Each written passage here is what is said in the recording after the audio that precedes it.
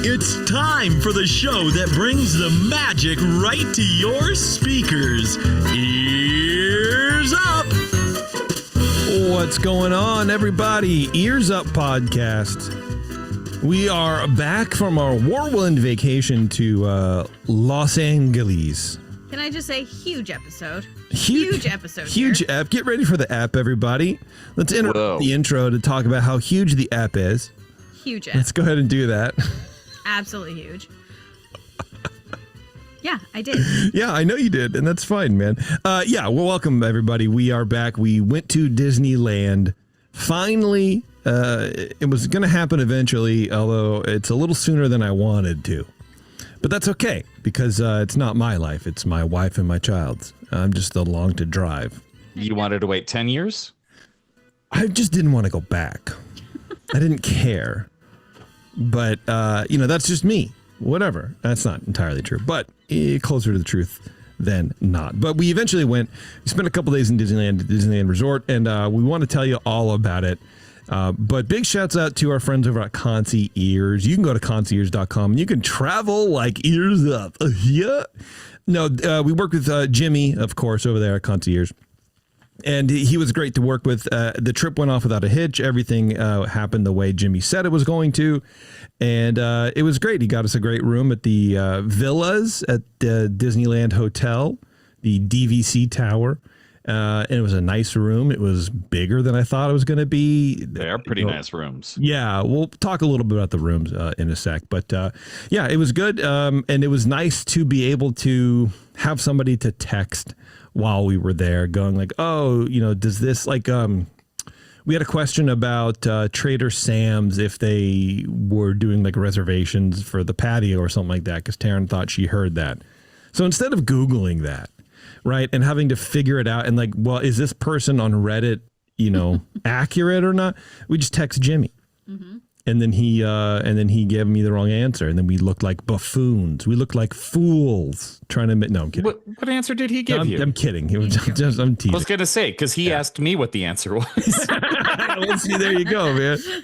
Yeah. So it was just it's good to have a reference point, someone to run point for you on information while you're there at the parks, or at least maybe driving down and you have a thought. That blind I-5 drive, all my Bay Area folks, you get to thinking about what you're going to do or planning stuff or whatever. And it's like, oh God, I forgot we could do this. But I'm driving. You just have Jimmy do it for you, or any of the other lovely people at Concierge. So check them out, concierge.com. They do all this extra stuff for you at no charge for you. It's only what the parks charge to get in. And it was nice to be able to do the parks and the hotel all in one tab. It was already paid for. We were already, we were just rocking down with a free vacation, which is podcaster math. Yeah. Yeah. It was free. It was not free. It was free. It was not free. It was free. Okay, it was free. There you go. After we paid for it. Yep, it was free. We just had to offload a bunch of cash first, and then it was free. That's true. Yeah. That's how it works. Yeah. So anyway, that's Disney math. Check them out. Podcaster math. Concierge.com. All right, on today's show, we are going to be running through essentially is what is just a trip recap. And I don't necessarily like trip recap shows when other people do them, because it's like it seems really, it's like looking at slides from your parents' vacation to Spain that they took 20 years ago. A time-honored tradition. Come on. Yeah, right. And it's just, so I don't know, but we're going to try to make them a little bit more exciting, a little bit more informative. And I think this is, definitely a different kind of trip recap show, because we haven't been in 5 years. And there's so much that is different yet the same at the parks that it was kind of a weird time to go back. Honestly, it was weird because things were familiar, but they were new, and there were, we'll get into it. Excuse me. We'll get into it, but there's processes and different ways to do things now that there weren't before. And it was just kind of new, but familiar. It was weird. It was odd to be back after so long. I bet. Yeah. So how long was it? Well, I think it's like 5 years. 2019 is the last time we went back. So okay, yeah. November 2019. Yeah. November. Okay. A couple months before lockdown. Disneyland Forward was just a twinkle in, someone's eye. Yeah. Tiana wasn't anywhere near a mountain. Like, it was just a lot of stuff, man. A lot of different things, but a lot has changed. A lot has changed. No reservations. No reservations. No reservations, dude. Yeah, I just realized that. That's funny. Yeah. So overall, it was good, and we'll break it down, and we're going to talk a little bit about Alice's stuff too. And if you want kind of more of the personal stories, we just recorded and just posted the secret show for February because we're a little behind because we were in LA. But there we kind of talk a little bit more about what it was like to travel with a 7-year-old to go to Disneyland for the first time. And we'll talk a little bit about it here. But if you want some more of those kind of in-depth personal stories, check out the Secret Show. That was really fun. It was a good show. So, there's that. Fun stuff. Yeah, that was good too, man. It was, it was neat. So I guess we'll just jump into it. And Eric, you're going to be throwing us questions. And if you guys are listening live in the chat, go ahead and throw questions out too. And Eric can ask those, or I can, check them out or whatever. Just to see what you guys want to, either about our trip or maybe a trip that's coming up for you, because I don't know if anybody knows this, but I have a lot of opinions on stuff. And I like to talk about them. Yeah, and I like to formulate them on the fly with sort of basis or ground for doing so. But I just do it anyway, and then I live in it. And so this was a good way to kind of re-examine those. So if I had said anything before and you guys want to know if that's changed, ask away in the chat. It's an AMA, but for idiots like me. Hooray! Yeah. So that's basically it. So I think the first thing we should do, Taren, is talk about the hotel. Yes. And that's the order I think we should go into. Let's do it. Where did you stay? We stayed at the Disneyland Hotel at the Villas, I guess, at the DVC Tower. Which is the new tower. Yeah. When did that get built, Eric? Because Taren and I were literally boxing about this the other day. Like, how old is that room? 2 years ago? Yeah, that's what I thought. See, Taren said 3 or 4, and I said it's like 1 or 2. So I was right. Yeah. I don't know the exact date. I've stayed there a few times. I don't need the exact date. I just 2 years is fine. Yeah, it's awesome. I love it too. It was great. Yeah. It was so just to talk about pricing, it was expensive, of course, because it's the Disneyland Hotel. It's on property, but it was a 25% discount, I believe, because of the time that we went. We went pre-spring break. There are a lot of deals. There were a lot of deals going on right around then. There's still some deals going on at this time, I think. But yeah, that's great. Yeah. It felt really new. When you walk in, which I haven't stayed at the Disneyland Hotel in a while, but obviously, when you walk in, they say welcome home. I didn't like that. I thought it was cringy. Which is funny. It is a little weird. It's funny because my coworker was talking about how she will only stay at on property hotels now because her daughter, who's like 9 now or 10, that's the thing she looks forward to the most on her trip is being told welcome home. Yeah. When she goes, and it's so special for her that and so I was like, it kind of put it in a different light for me where it's like, okay, I can see that. I'm sort of with you on the oh, it's my home kind of thing. It's just sort of get over it. I think it's a little weird, yeah.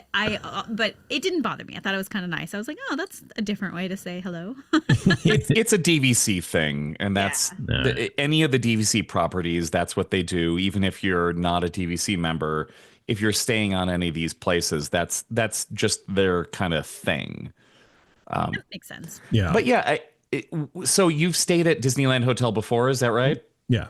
So what is your impression? I know what my impression is of the two different styles of rooms the way they are now, but what's the main difference between these two styles of room? Oh God. For me, I think it was just the space of the room. I mean, the last Disneyland hotel we stayed at, it was nice, but there wasn't a whole lot of walking around room. Yeah. But I think in this one, there was a lot of room specifically between the foot of the bed and then the TV. You know, like there was like room to kind of stretch out a little bit. Like you didn't feel really confined as much as a normal kind of hotel room, you know, would feel. Well, and design wise, it's, I mean, okay, this is going to jump to probably the end real quick, but I already started looking at going again, because that's what you do as soon as you come back from a Disneyland trip, is you start looking to go again. No. And I was looking at the Disneyland hotel rooms and I was like, oh, I don't want to stay in those. I only want to stay in the villas. It feels really new. It doesn't have carpet.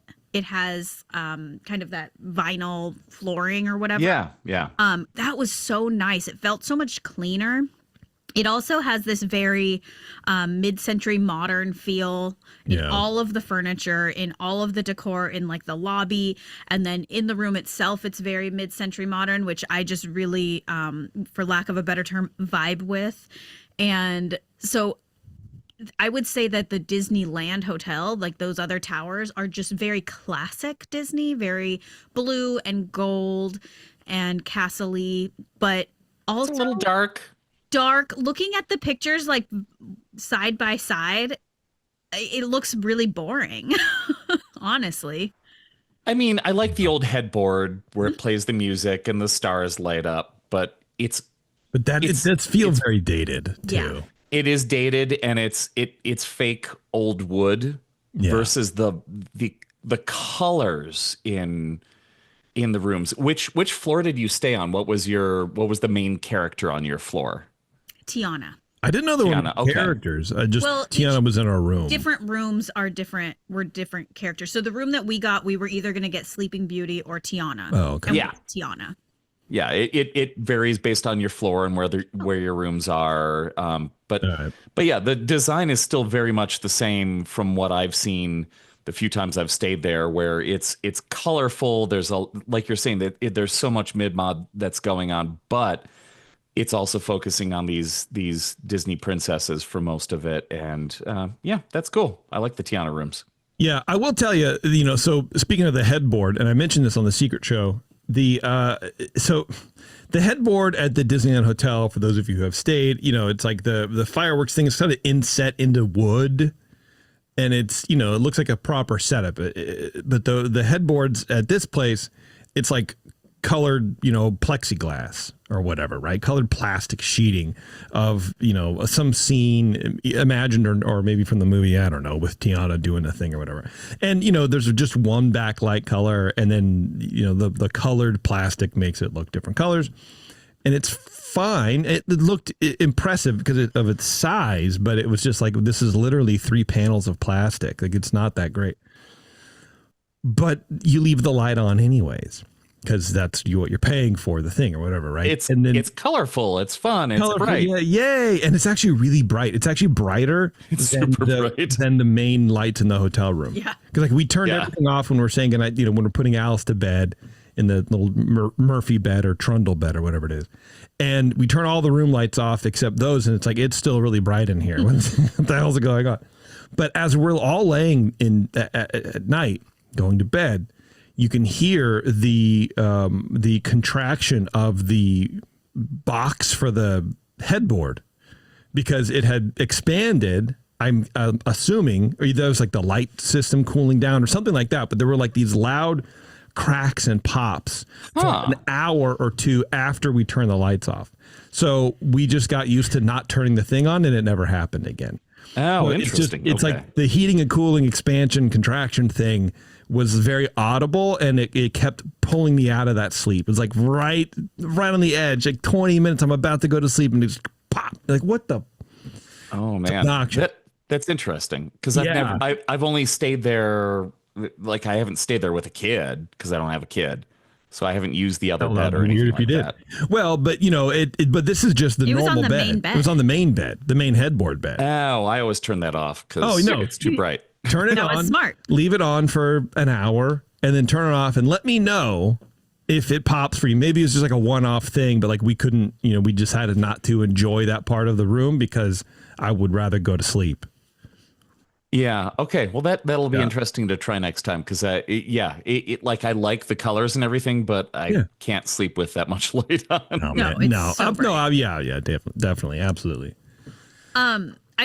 I also like, I don't know if we're ready to move on from the room. Like the room was great. It has a little kitchenette, which was the reason that I wanted that room and not a Disneyland hotel room. That was the actual reason before having been there. Now that I've stayed in there, I only want to stay there. DVC rooms are, even if you're not a DVC member, staying in a DVC room, you get that kitchenette, you get a little bit more space, you get better coffee, you get it, like it's definitely more comfortable. I completely agree with you. Yeah, the room was spacious. The windows do not open, despite the fact that they all had latches on them, and it pissed me off. I tried 5 or 6 times just to brute force them open. It is disappointing that at Disneyland Hotel they don't open, because every other DVC property I've ever stayed at, they've got a balcony, and I love a balcony. I love it. That's fine. I just want fresh air. You know, COVID stuff aside, because that's what we really wanted, right? To like, you know, air out the room or whatever. But also, I like opening it at night.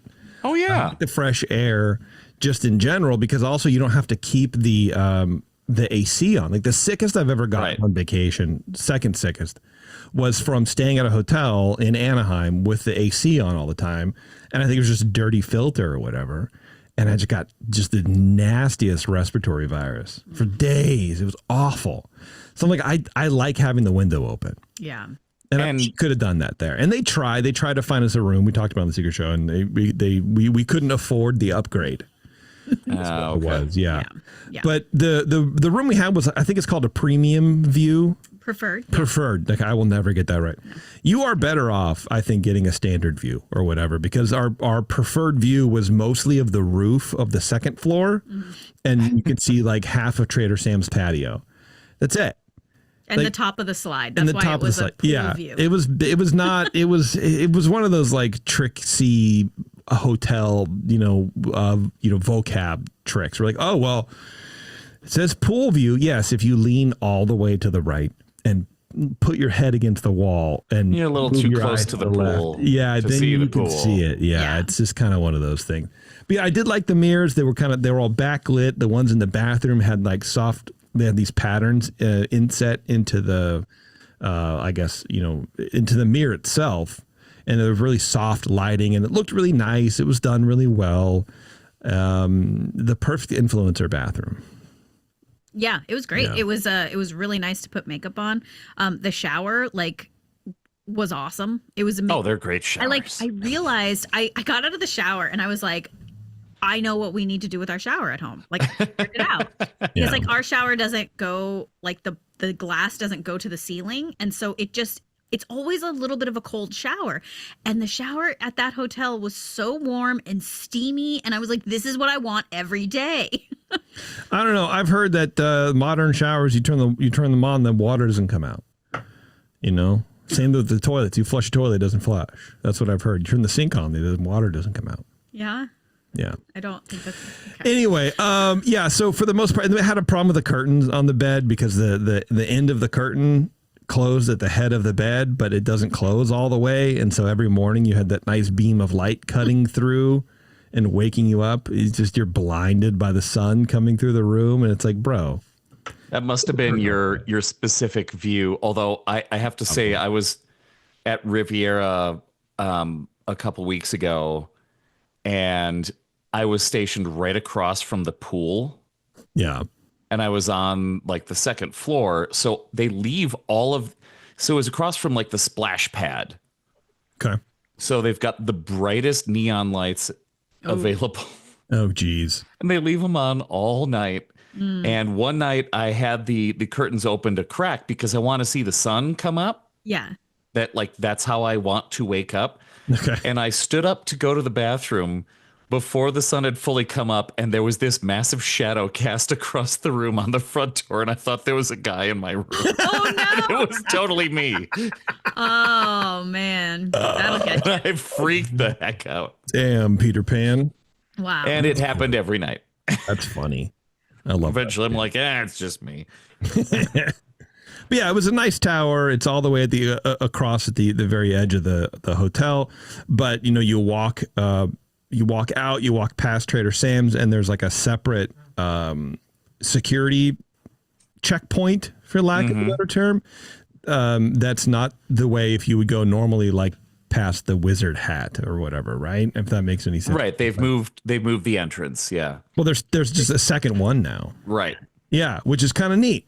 So, Yeah. which kind of leads us into downtown Disney. That transition that they had, I do kind of like it, but it was a little weird because when you're at the Disneyland Resort or Disneyland Hotel property, it's very tropical and whatever, and then you step out of that gate and cross the little road to go to the security checkpoint to get to downtown Disney, and everything's like decomposed granite and cactus, and it looks nice, it's great. But it's just that, like, the tropical to desert. It's like, okay, we're not easing into anything. There's no transition. It's just different, which is fine. But that was neat, and then that was our first kind of foray into downtown Disney. Yeah. So we hadn't been, of course, since all that stuff has changed. The theater's gone. They've moved Earl of Sandwich. I think they even demoed that whole building and maybe built the new one for Din Tai Fung or whatever it is. Yep. But that's where that security entrance is. It's right between Din Tai Fung and then, some other shops. But in the middle there, in between these two buildings, they have this strip. And I think I made fun of this when I first saw the plans and first heard about it. It's like AstroTurf and the stage. Yeah, it's a little concrete stage, and we went there. There were two DJs, which I don't know why you need two, but whatever. And yeah, there's like a big pad of AstroTurf with chairs on either side, and there's a couple little molded hills at the back. And Alice saw it. She's like, "Oh," I'm like, "Yeah, go run, dude, play, go away from me, get out of here." And she ran over there, and then she just joined the 3 or 4 kids that were just rolling down the hill. Oh, that's awesome. Yeah, it was, man. It was neat because, like, okay, and that's when I started to kind of get it. Well, and these mounds and this AstroTurf, as ugly as it sounds, it's not bad looking, and the whole thing is surrounded by these little groups of these mid-century modern outdoor furniture, like pods. Yeah, and I was like looking at it, and I was like, "This is fantastic." This is exactly what parents need. They want to sit where they can see their child. They don't have to deal with their child for a few minutes. Their child can run up and down the mountain and they can still see them and they know they're safe. They can have I don't know if you can have a drink there, but you can have food. Like it was great. It was such, I just didn't even I don't remember even talking about it, honestly. And so when I saw it, I was like, huh. And then it was great. It's a really cool space. I like it myself. And I mean, I've never considered the kid aspect of your kids can roll around and have fun and maybe meet other kids. And it's just so it's chill. Like, and they always have a band there. It's sort of like, it kind of reminded me of maybe like a community park that would have, hot August nights or whatever, where people would come together and see a band and just everyone from town kind of hangs out. It was sort of that vibe. So right next to that, there's Din Tai Fung, which obviously we didn't go into. Every time we walked past, there's a line, which I get. But the next building, there was like that Avengers store with this big, life-size Hulk outside, which is kind of cool. Mm-hmm. And then there's this thing called like the Parkside Marketplace. Oh, I have so much to say about this. I bet you do. Oh, my. I bet you do. I don't even need to ask you questions. You're all set. So you could go and get food, and then they had a little window kind of outdoors of the coffee shop, but you could also order a drink. So you could potentially go get your food and a drink and go sit, and your kids just running around playing. They're not going to go anywhere. It's probably the safest place to be because there's security, wherever. And it was just, it was really nice. So I remember definitely going, okay, wait a minute, maybe I should be not reforming my opinions, because who would ever do that? But definitely forming new ones, maybe, about, okay, not all the changes need to be catering to me. And that's the way I always approach it as a Disneyland fan, where it's like, why are we doing this? This is stupid. We have this whole open space with AstroTurf. What are you joking me? But it's not that way at all. It's definitely kids need a space that's not Disneyland. Mm-hmm. And we learned that the hard way on this trip. Like Alice was really difficult to acclimate to this new environment. It's so, I imagine it's just what aliens would feel like if they landed on this planet. You know, it's like, what the hell is going on? So it was kind of not like the time she had the most fun or at these little parks that had nothing in them, like in Toontown, which we'll talk about for a second. There's like not a whole lot of stuff to do in Toontown, but you're like beating on shaped hollow plastic drums. She loved that. She loved it. So, you know, the fact that, like Taren's saying, you can have a spot where as a parent, you don't have to feel like you need to guide your child's entertainment. And you can sort of like relax a little bit. It was neat. It was good.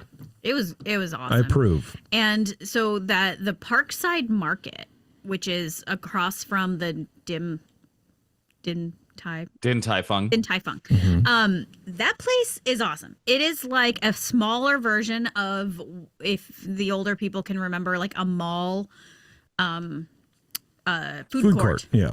There's old people and mall. I don't know if I like these terms. I know, but it's true. Malls are a thing of the past. But they have two places in there to order from. They have like a fried chicken and then a Korean rice bowl place. And we tried both because Alice wasn't going to get a Korean rice bowl. But we were. And then so she got chicken. And honestly, both were fantastic and reasonably priced. Like they were not terrible. Yeah. Then I found out too late. I found out on our last day that there's actually a bar upstairs with alcoholic drinks and things. And so, and like a big balcony that you can look over the green area. So like there's this whole like place that where you don't have to, it's like you go get your food and you go find a place to sit kind of thing. And then Jason found like the best coffee ever at Sip and Savor, which is right outside of this area. I was obsessed with it. I thought it was so good. It was we ate there most of the time. And here's a tip: you can order anything from any of the menus. Like you don't have to go inside. You can go to the essentially extended kiosk that's shaped into the coffee place. It looks like a coffee place. It's Sip and Savor or whatever Taren just said. I didn't pay attention. And you can order the food from there. You don't have to go inside. It doesn't look like you can, but you can. You can order alcoholic drinks from there. So at night, we would just go and hit that place up for dinner and then take it back to the hotel. Like in the morning, the thing that I discovered, my new favorite little sweet drink, is a dirty chai latte. Phenomenal. I think you got it I think there's like lavender in there too. It was amazing. I did not. So you folks are within a few hundred feet of the hotel at this point. Yeah, we haven't even ventured out yet. You're nowhere near Disneyland. No. Yeah, well, this is definitely not chronological order. No, this is just... But still, there's so much to talk about here. I know. It's I see what you're saying. Yes. Yeah, absolutely. There is. But yeah, and I just thought it was important that we talk about how Disneyland Forward is going with the Downtown Disney rebuild. I think it's going pretty good. Not bad. There were scrims up at the ESPN zone. We went to the Rainforest Cafe, which is now the Star Wars launch bay, basically. They did a great job with that because it looks so great. If you've ever been inside the Rainforest Cafe, they have these like trees in the middle of it, right? And when they took all the animatronics out, they didn't take those out. They left them. So now you're kind of like on indoor or whatever. So then they made it like a Rebel base and it looks awesome. It was great. It was really neat to see. It was like, okay, you did the best of it. And I loved it because that place always sort of looked like an old temple anyway, which is kind of what it was supposed to be. So it all worked pretty good. One thing I didn't like, I finally got to see the Ralph Brennan Jazz I was Kitchen about to redo. guess. Oh, good. I mean, the fact that they put like almost neon bright orange with Swiss coffee color white, it was atrocious. And I thought it was bad in the pictures. Yeah. First of all, there's so much space downstairs. Like there's so many more tables. So I from a space premium, I understand, like from a business standpoint, well, let's pull this out and let's put more tables in. Because that place, when it got busy, There were lines. But from what I understood, when we we used to talk to our friend who was a chef there, they weren't hiring enough chefs to keep up with demand anyways. So it kind of makes no sense to then put more tables unless they're hiring more chefs. But anyways, that's usually why at Ralph Brennan's your food took forever, because they just were not hiring enough people. They didn't want to fully staff it. Anyway. It just looked bad in person. It looked really bad, and I was very disappointed. That was the worst thing about the Downtown Disney redo. Like I've said, it's a drastic shift. The food's still good. I'm sure it is. I'm sure it's still great. It's still good. It has to be, right? Because it's still the brand. But it looks like you're going to get a sandwich and a soup there. Like, not like gumbo or like a good Abita beer. Like, it doesn't look like what it is. And also, so 0 redeemable qualities to that place. Like, I looked. Food aside, I'm sure. Food aside, I was trying to find the positive in that revamp, and there isn't. Also, as we walked by, watching people sit there, those chairs look so uncomfortable. They really did. They're like the plastic woven. Yeah, just like I would not want to go there. No, but anymore. I think before they were wrought iron. Yeah, they were wrought iron chairs before. They weren't that comfortable. No. I still love that place. I still have to go every time. Oh my God! Somebody needs to. That's right. Let me try and. I will say, because it wasn't that busy. Whenever we walked by, it wasn't as busy as it used to be, and I don't know if it's because maybe crowds are low, or now there's way more options that are trendier. But yeah, it just. I think both are happening right now. Yeah. I will say I did find a place that was amazing for food. It's called Tiendita. And it's a little. She looks so proud of herself because she got that name right. So good. She got a little smile on her face. Tiendita, I did it. It's where is it? I don't even know. It's like in the curve, like when you're going through downtown Disney, and there's that weird restaurant that's in the middle. Yeah, it used to be Uva Bar. Yeah. Now it's different. Centrico's. Yeah. Which, by the way, speaking of that. That looks great too. I thought they pulled Uva Bar out entirely. I didn't know that they just redid it. Yeah, it looks good. And it looks a little darker. It looks great. Yeah, it's cool. But yeah, it's like right across from there, kind of like by the sweet shop or whatever. Yeah, like on the curve. And you don't talk to people, which I thought I wouldn't like, but it's kind of awesome. There's like 3 kiosks where you order your food, and then they put on this board up high your name. And it's like your food's being prepared, and it's like very Japanese, like even though it's not Japanese food. And then like the other sign is like your food is ready, and your name pops there when it's ready. But you have to know Japanese. It's all in Japanese. No, and it was really cool. Your tacos are in Japanese. So I got this because Jason and Alice had already eaten breakfast, I think. I was the only one hungry, and I was like, okay, let's just try this place. I'm going to get the steak quesadilla. Like, why not? Dude. I opened this thing, and I was like, oh, I made the best decision ever. Like, it was so good. I took a picture of it. First of all, I put it on Instagram. Like, that's how good it was. It's not a quesadilla. It was an unwrapped burrito. Yeah. It was a burrito that they folded over like a quesadilla and was like, wow, this is good enough. And didn't wrap it. They didn't seal the ends because there's so much filling. Yeah. That was beef or steak or whatever she got. It was wild, and it was good. It was that when you go to, and you live in Colorado, so you don't know real Mexican food like we do here in the San Francisco and Bay Area. However, I will say, hey, I've got Casa Bonita. We've talked about it. It's true. It's true. Whenever you go to a Mexican restaurant and they clearly put the tortilla like on the griddle. Where they just cooked all the meat. So the outside of the tortilla kind of has the grease on it and the flavors. When that hits, it's just perfect. And that's what this was amazing food. Yeah. It was very, very good from a place you don't really, when you go to a place like a resort or a destination like this, you don't expect quality.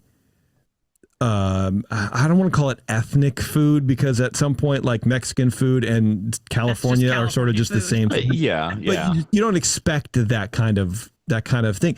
And the cool thing about Mexican food in general, it's street food. It's, quote, poor food, right? So it's like fast ingredients, easy ingredients, not a whole lot, but just done really well. That's what this was. It was friggin' awesome. Excellent. I got to try it next time. So much flavor. It was awesome. It was not expensive. It was, I think, after tax, it was $12. Yeah, and dude, it was a big thing. it was massive, dude. It was huge. It was delicious. And I got the steak, which I think was even more expensive. Like, highly, highly recommend. Yeah, it was good. Okay. Yes. Definitely next time I will try that.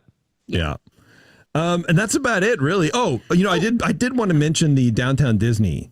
No, the World of Disney restaurant, shop or whatever. Yes. Yeah, the update to the store. Yeah, because last time we went, they revamped it entirely, and it felt more like a Target or like a Sears. No, we didn't see it like that. We heard about it. No, we saw it. 100% remember that. And and then they did more to it, I feel, because now there's a different vibe to it. It feels more focused. It feels more like a Disney place than it did before. Before it was kind of just like bare bones and kind of weird, wonky feeling with a lot of kiosks in the middle. But this definitely felt, it felt more fun. It just felt like it used to feel. Like it didn't feel any different than 6 years ago, let's say. I liked it. There were times where it was just empty. That might be what. Yeah, I think the time that you're talking about, they had put in the brick walls and stuff like that. I can't remember. I just remember like the flooring looked different.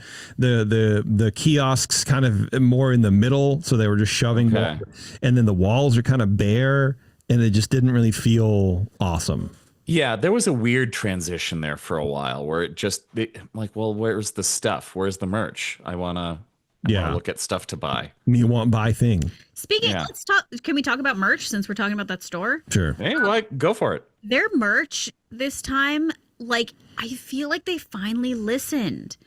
There's a lot of retro-y looking stuff. A lot of Mickey Mouse sweatshirts that just have Mickey Mouse and just say Disneyland. Like, less awful stuff. Like, that was a really negative way to say it, but like it was great. It was great in the way that like I wanted to buy a lot of stuff, and I did buy a lot of stuff, and that part's not so great, but you wanted to and you did. That sounds great to me. Free will. Yes, I think that they really upped their game in the merch. I think even some of the pricing, like, so one of the things that we did with Alice is we gave her a gift card, and she could spend it on whatever she wanted. So she didn't have to ask us. She didn't have to go through the like, no, don't get that. So she got to do what she wants. And one of the things that she got was a Princess Barbie. And Barbies at Target, let's say a regular Barbie is like $20 to $25 for like a good one whose arms move and stuff. And the ones that she got were $30. Full princess, like actually sewn really well. The arms move, and it came with a separate outfit and a bunch of accessories. And I was like, that is a really, really well priced piece of merchandise. Probably because a kid her age sewed it. She was like, I know what people like me would want. I mean, you're probably actually not wrong, but it was. So some things were priced really well. Yeah. I also found this blanket, and I pointed to Jason. I was like, how much do you think that is? And he was like, I don't know, like $50. And I was like, it's $30. It's like sometimes your eyes get a little weird in Disneyland, and prices seem different. Normal. Yeah. Yeah. But $30 for an 8x12 blanket. But it was like a nice blanket. And then we didn't buy it. There were other things that were very surprising. So when I got this gift card for Alice, it was at the hotel gift shop. And I was like, we're giving her this surprise sort of gift card, but I want to give her something else with it. So I was like, a slap bracelet. It was right by the checkout, right? A little checkout thing. So I just pick it up, and I'm like, okay, yeah, I'll get this. It was $10 for a slap bracelet. And I have not stopped thinking about that. Yeah. And like, of all the other things I spent my money on, I spent so much more on other things, but like this $10 will not leave my brain, because I'm like, that was not worth $10. No. Also, it's a slap bracelet. It's a slap bracelet. Which, do you know what's in the slap bracelets? Have you heard this? Have you seen about this? Jason didn't believe it at first. The inside of a slap bracelet, Eric? You mean the hunk of like steel? Not only a hunk of steel, it's a literally from everyone we've opened, tape measure. It's a tape measure. it's a hunk of steel. It's a tape measure. But it's like no, It like literally no, like has the numbers. it's yellow. Oh, it's got the and numbers. Yes, it's a It's piece. surplus tape measure. Yes, for $10. that's all it is with just cover on it. Yeah, Yeah, that like Which is- polyester. which is cover. why they put it in that. That's why they build the little switchback. Mm-hmm. And they get- Oh yeah. with a bunch of crap. That's So- what you grab. That's the Yes. French fry, right? It's where they make their money. Yes. They had you at the blanket, but then Exactly. buy the blanket. We didn't buy the blanket. But there were 3 things that I thought were overpriced. And that was one of them. Another one was Tickets. Alice got well, Hotel. yes, everything. Alice got another gift card from a very generous coworker I have, and she was very sweet and said, I want to buy him something with this as well. And I thought that was so nice. And so she got this magnet with a big D on it and Mickey Mouse. And It's it says big. It's Disneyland. probably a It's solid. I mean, 5-6 inch magnet. It's big. It's big. But they go to ring it up and it's $20. And I'm like, for a magnet. And, she doesn't know pricing. So she just goes with it and whatever. But so that I was like, that was stupid. yeah, that's a bit much for a That's a bit magnet. much. You should have just I got get him a that. pen. He's an accountant. And then the last thing was, I forget. The ornaments. So we went into the Christmas shop. When we go on a trip now, we want to get a Christmas ornament to kind of commemorate the trip. And so the one on Main Street? yeah, so we went in okay. there. Cute little shop. I love it because I love Christmas and Disneyland, so it's perfect. But I felt that those ornaments were all priced so oddly. Like some of the ornaments that looked really nice and lit up were like $30, and that's a lot for an ornament. But then there was another one that was like not lit up and a little bit bigger, but didn't feel as solid. Felt like if it fell, it would break. And it was like $45. And you're like, wait a second, like what is happening here? Like, so Dude, they had a Mr. Toad ornament. I'm trying to find the picture. It's not going to look very good on the thing. But this Mr. Toad ornament, if you can see in this Zoom meeting, it's a Mickey. It's like the classic kind of ball, and then Mickey on the And it's got the weird like crystal inset. yeah, thing. and it's Toad's happy little face, and then on the back it says Mr. Toad. It's a very nice $35 for that. I'm like, what are you guys doing, dude? That's insane. fancy blown glass. Yeah, it's insane. but is it really blown glass? No. I mean, a machine had to do that for you. Think of the machines, Taren. The Yeah. machines need value too. So anyway, I was really happy with the merchandise. Yeah. I thought it was really cool. Definitely the Aristocats are making a huge comeback. Not sure why, but it's Interesting. Here's my theory.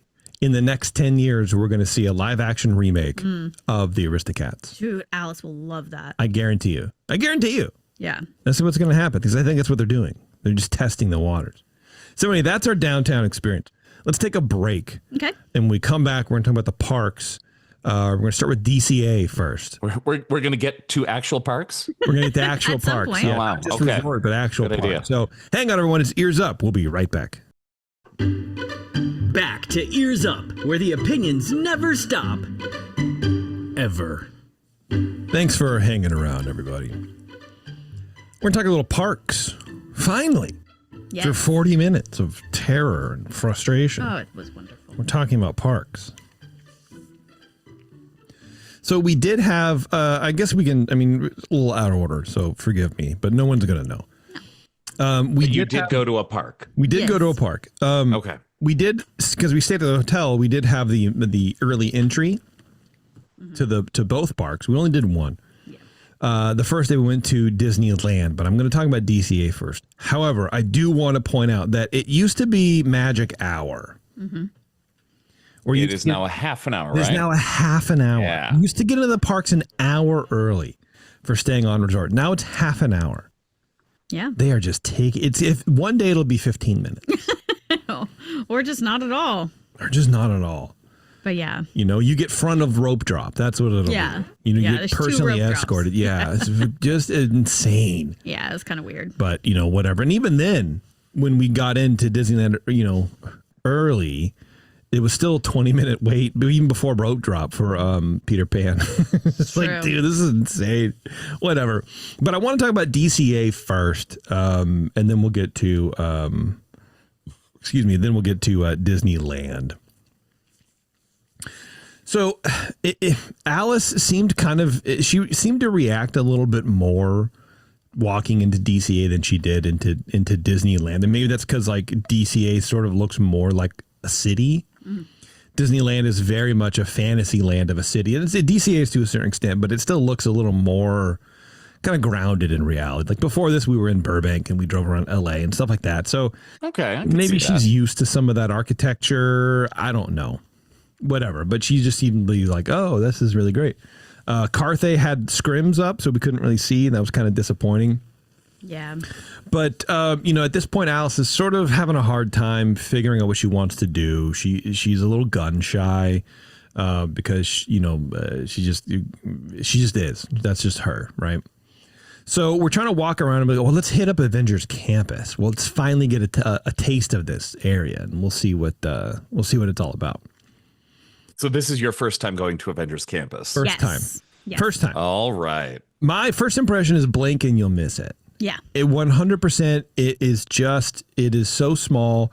I really hope the work that they're going to be doing on that to like put a new ride in, and they've talked about upping it a little bit. I hope it'll make better use of that space because it needs love. It needs some kind of attention.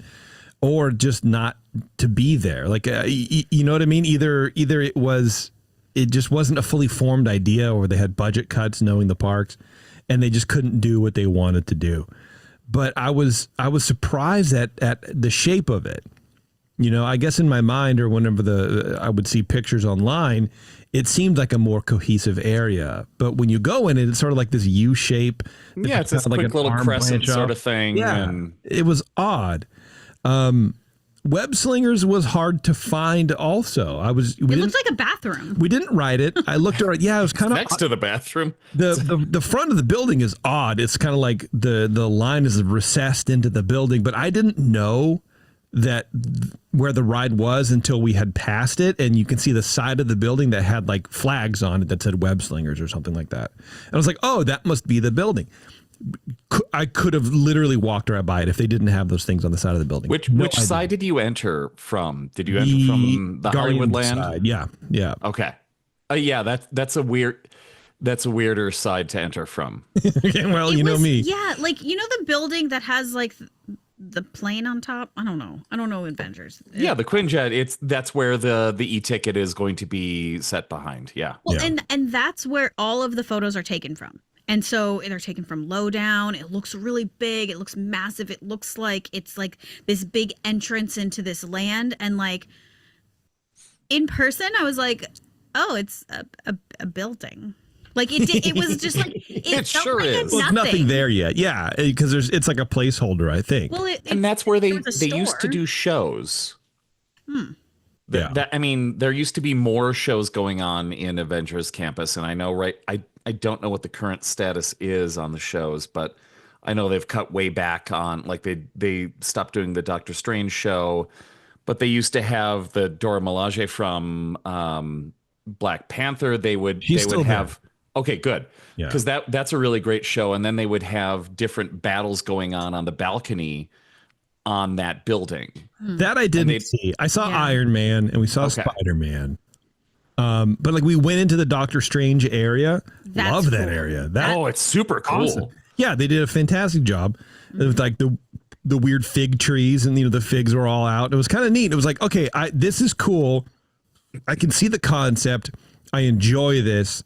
I wish there was something to do. You know what I mean? Like beyond just like you have the door and the sigils and stuff like that. Like if you can give me something else to like take a cool photo doing, I could see this. Or I know that's where Doctor Strange, you would meet him or whatever, but like right, there was nothing there now. So it's almost like a dead park. And you're like, oh, this is. Did they have PhotoPass people there? No, nothing. Okay. Because they've got like 2 or 3 different PhotoPass opportunities that are. They do weird optical effects with that area. They do have an optical effect on the floor where it looks like the floor sucking in like a vortex or whatever. And this poor this poor man, when we saw him, we're walking around, and him and his wife, they must have been late 50s, right? God bless them. They were having fun. And this friggin' Disney adult, and this man, and I could in my mind, I could hear his thinking process. Like, I'm gonna get down on the ground and pretend like I'm getting sucked into the vortex. That'll be fun to show the grandkids, But this poor guy took like 5 minutes to do this, because he's just, when you get older, my older folks out there kind of know, you're like, gone are the days of misjudging how much effort it takes to move. Now everything's an algebraic equation to figure out, okay, how much can I move now? Yeah. How fast can I get down to the ground? And, it was just the least graceful, comfortable looking thing, but he, God bless him, he did it.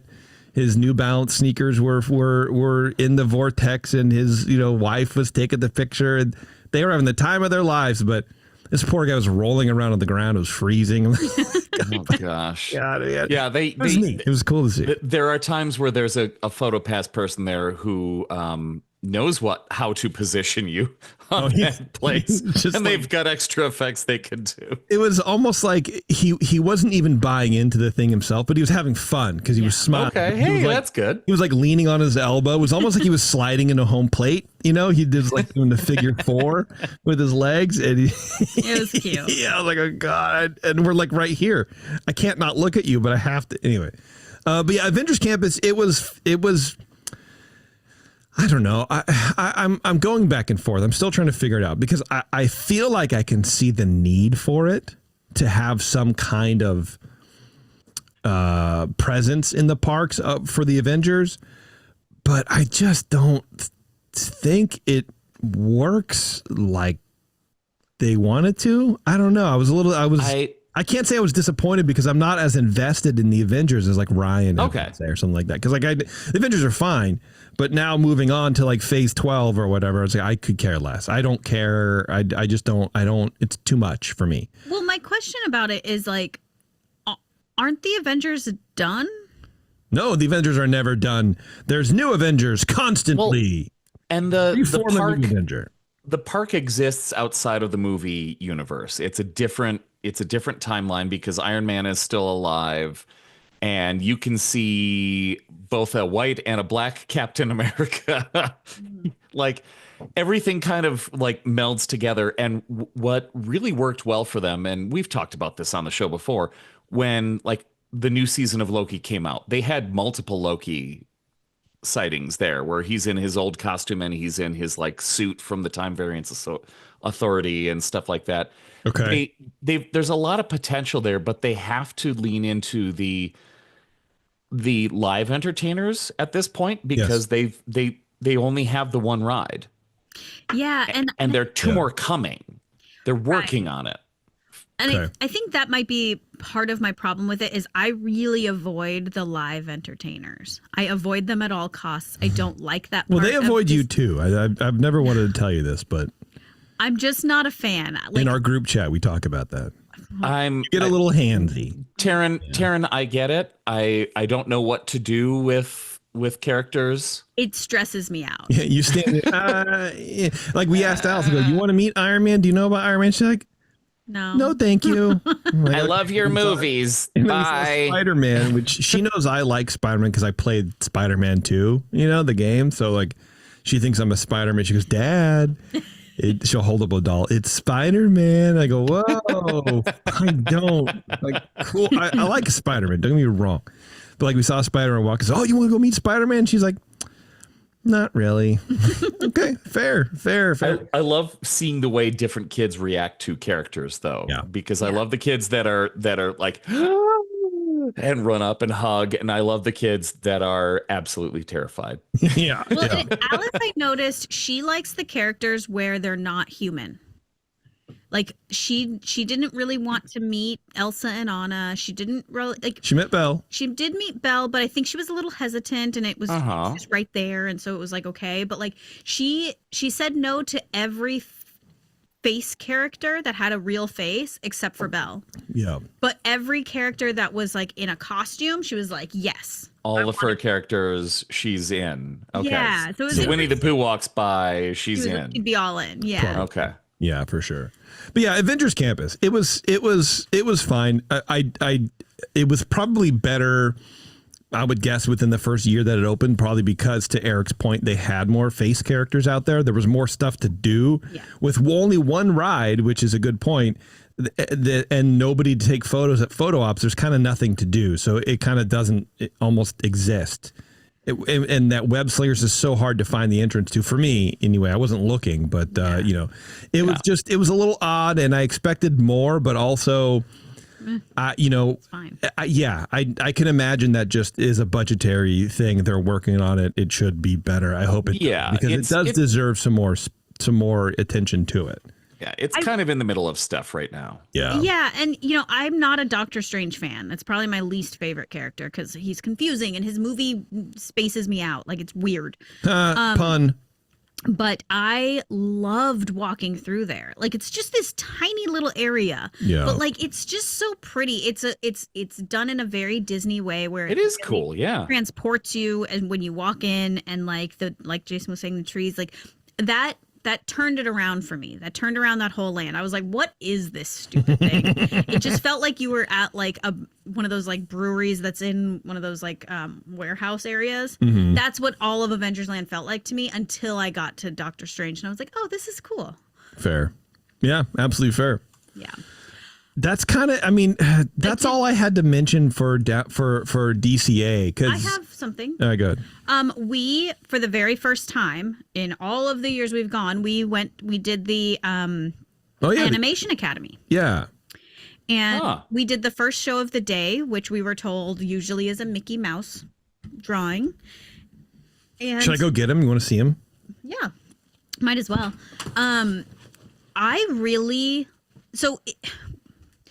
You can go listen to the Secret Show to hear more about Alice's trip. But this was our second day, and Alice at this point had not really enjoyed much. And it was disappointing for everyone. Which day was the rainy day? The rainy day was the second day. Oh, okay. And so this was the first part of our second day after the first day was a little bit rocky.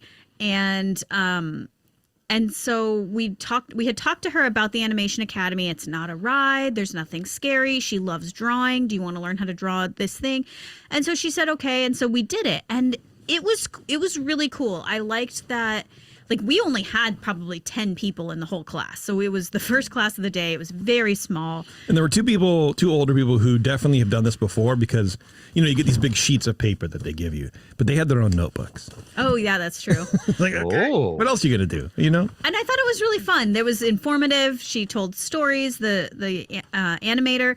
My only critique was that it was very fast, and there's no way around that. They're going through lots of people, but also it was the first one of the day. There was only 10 people in the class. Like, I feel like she had a schedule to be on. I know. I liked it. I was like, get me out of here. That was great. I had fun. I thought it was so fast. I didn't have time to finish. I was Here's Taren's. Now, don't laugh. This is Steamboat Willie, or whatever his name is. Steamboat Mickey. Mine's good. Nice. Yeah, she did great. I'm just kidding. Yeah. It's amazing. It looks great. It's like pie-eyed Steamboat, whatever. Here's mine. Also, he's got some style. One? Yeah. Yeah, definitely. You did one pie-eye? Well, I don't know, man. He's winking. Right, yeah, he's winking. Yeah, for sure. Perfect. Definitely put on the freshman 15 for sure. It's wonky. And here's Alice's. Oh, you can't see the ears, but they are there. Can't see the ears. Not bad. She did a good job. She tried really hard. She did. Is he smoking? No. So the lady was like, "Oh, you can put something in his mouth, like a churro or whatever." And here's the thing: because we were talking about, she mentioned Oswald, and then she brought up churros, and I was like, I turned to her, I almost wore my Oswald with the churros coming out of his mouth as a shirt. It would have been perfect because it was right there. She would have seen it, and then everyone would have stand up and clapped. But Alice put a churro in his mouth. I'm like, oh, that's great, man. That's great. Okay. Yeah, it was really cute. It was nice. I like that a lot. And now Dottie's literally sitting on all the papers. Of course she is. Okay. DCA, are we done? Did you eat anything at DCA? No. Yes, you ate a shawarma. Oh, well, yeah, that's right. I had the breakfast shawarma, which we didn't go and you back ate in more. time. Which will. And it was fine. It was all okay. right. They had like a sriracha maple syrup or whatever. It was like pretty good. It was okay. I was starving, so it was fine. I prefer Pim's Test Kitchen for breakfast. We looked in there, but we didn't eat there. I did want to talk about that drink you got. I think my wife just yelled no from the other room. What? Oh, Flo. Well, Flo's doesn't do breakfast anymore. Flows! Yeah, they do. Yeah, they do. They're doing it now again. Oh, I didn't know they did they stopped. stop? Oh, okay. that was the best breakfast. Yeah, Flo's was the best. Yeah. No, so Jason got a pickle cocktail. And I want to talk about it. Why? Go for Because- it. Go ahead. Because so he got it and I didn't know why. I guess a listener asked him to try it. Yeah, or someone in the Discord, and I forget who it was. I apologize. I think it was Either Olivia. Olivia? Yeah, I think it was Olivia. There she is. Yeah. So The chat. Jason got it so that he could try it for her. It's And disgusting. he thought it was disgusting. He like filmed himself drinking it or whatever. And then he was like, here, try it. And like thinking I was going to think it was gross. And honestly, it was great. Yeah. My only issue with it is that it is such a sodium bomb that like, I feel like it'll make you tired and like, I don't know. But honestly, like I would get it again. That's disgusting. There was a little too much salt on the top because like a pickle's already like really salty. So it maybe didn't need as much of the salt on the top, but honestly, it was pretty good. Great. And Great. I was really glad that I liked it and you thought I was lying. And Awesome. I was not. Yeah, well, that's good for you. All right, let's go to Disneyland. Okay? Let's cross the promenade. Or So- you have another question? My main question: Yes. as you enter Disneyland for the first time in 5 years, Yes. what are you feeling? I tried to make notes about this. It was weird, right? Because it was like being in a place that was familiar, but also I had to relearn almost because things had changed so much about, like when you could park hop or, I don't know. I don't know. It felt different. I don't know how to answer that. Taren, do you? I was a human being full of emotions. I was tearing up. I think I didn't let them fall, but maybe I did. I don't know. But like there was a lot at stake for me coming on this trip. There was just a lot of emotions already, like in getting to this point. And I already knew walking in, like I always sort of tear up when I walk in, even if I went 2 weeks ago. That's like true. You do. So, I like, forgot that about you. Disneyland is a very special place for me. And the fact that it was a surprise trip for Alice and that there was just, there was a lot of emotions. I was very excited. I was so incredibly happy to be in this place and that we finally did it. And I was just full of joy for 5 minutes. No, I'm just kidding. Before that 5 minutes is up, Ryan asked an excellent question earlier. Was there anything you didn't realize you missed until you were there? I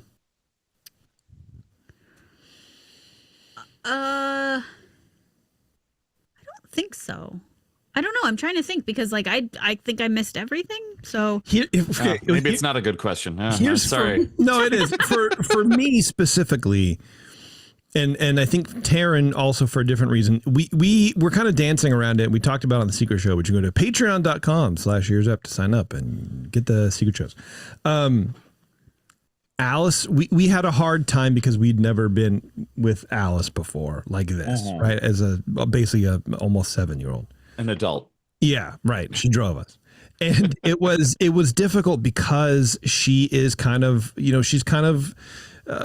she takes a little bit of time to get used to any new environment. And Disneyland is very overwhelming. Oh, And I was like, you know what we should do first is we should walk around and get her acclimated. And Taren's like, well, it means so much to me. I think we should just do rides. I'm like, okay, this is your trip with her. Like, I'm here Let's just do that, whatever. So we did like the carousel. She got a tummy ache. And then we were like, oh, well, let's do something calm like Alice in Wonderland. We get on Alice in Wonderland. It's twisty. It's loud. You know, sometimes they turn up the volume a little too much, it feels like. She was freaked out. And so that kind of like ruined the trust that she had in us to like pick rides to do. So I had to instantly go, I need to rethink how I'm approaching this trip with Alice. It was no longer about me. It was about Alice and what makes her comfortable. So I kind of didn't really get a chance to process being there for myself, if that makes any sense. I didn't think about, oh, I really wish I could have done this, or man, I really missed this aspect of the thing because I was just working on making Alice comfortable and also trying to find things that she liked. And I don't know, it was kind of, that's a hard question to answer, I guess, for me, because I didn't think of it as a trip for me. Yeah. And on the opposite side, I really did think of it as a trip for me because, like I said, I put a lot of emotion into this trip for various reasons. And one of them was Alice, but I really thought that she was going to love everything because I love everything. Of course she's going to love it. And it's like I forgot who my kid was for a minute. And I forgot that it takes her a long time to open up to things, even fun things.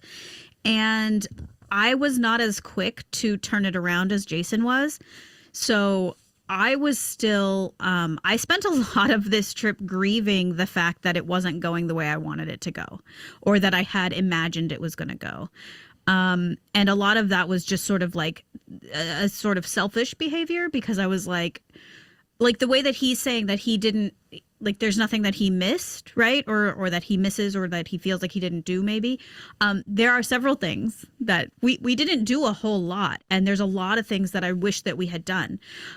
Looking back now, I can go, that's fine. We'll go back. It'll be fine. We'll eventually do that thing. But there were definitely moments throughout this trip where I was having to sit in my disappointment while also masking it because I didn't want Alice to know that I was so disappointed, but I was so much more disappointed than I was able to show. Yeah. And so it was a tough trip in some aspects, but at the end of the day, you're still at Disneyland. We still had fun.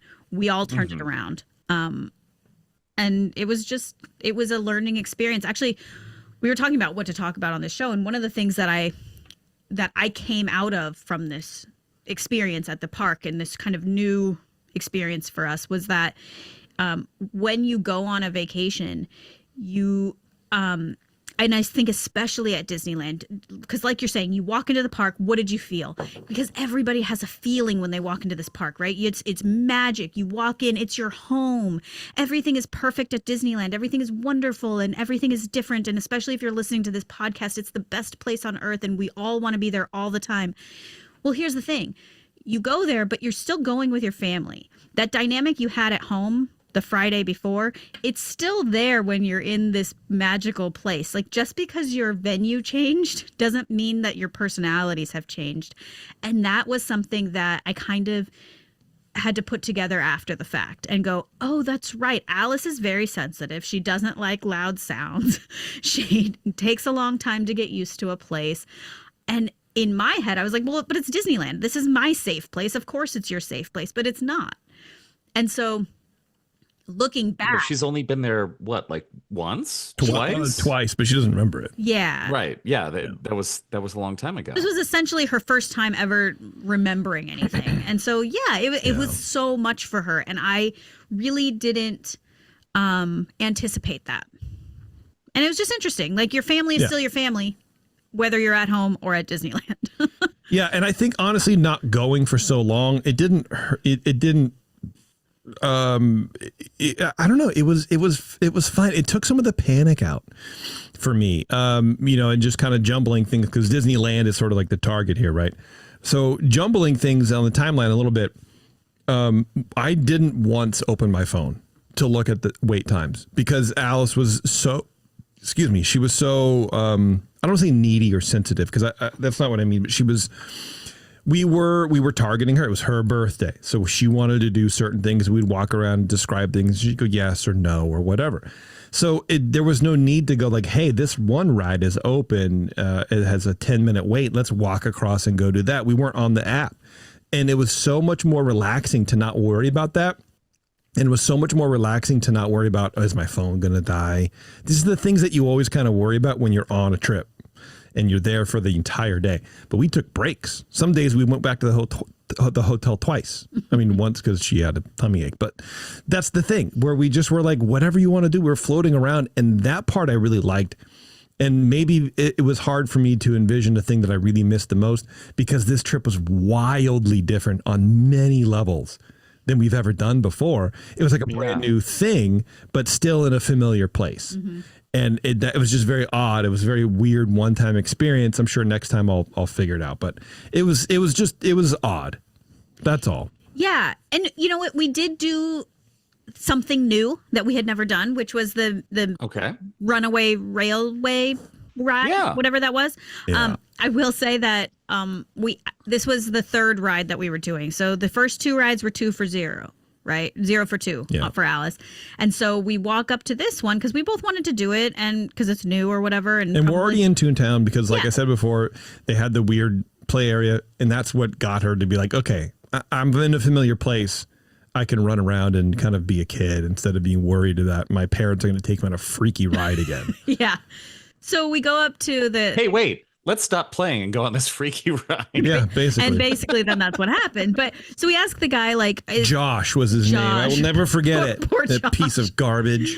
We asked him like, she hasn't really enjoyed many of the rides yet. Like, is this one, does it spin? Is it fast? Is it loud? And he goes, no, it's actually really slow. It's a slow train ride. It's really calm. And we're like... And she's listening and she's like, oh, okay. Like she didn't really want to say yes, but she said yes. She was being a trooper. So we go on it. It's not leisurely at all. Yeah.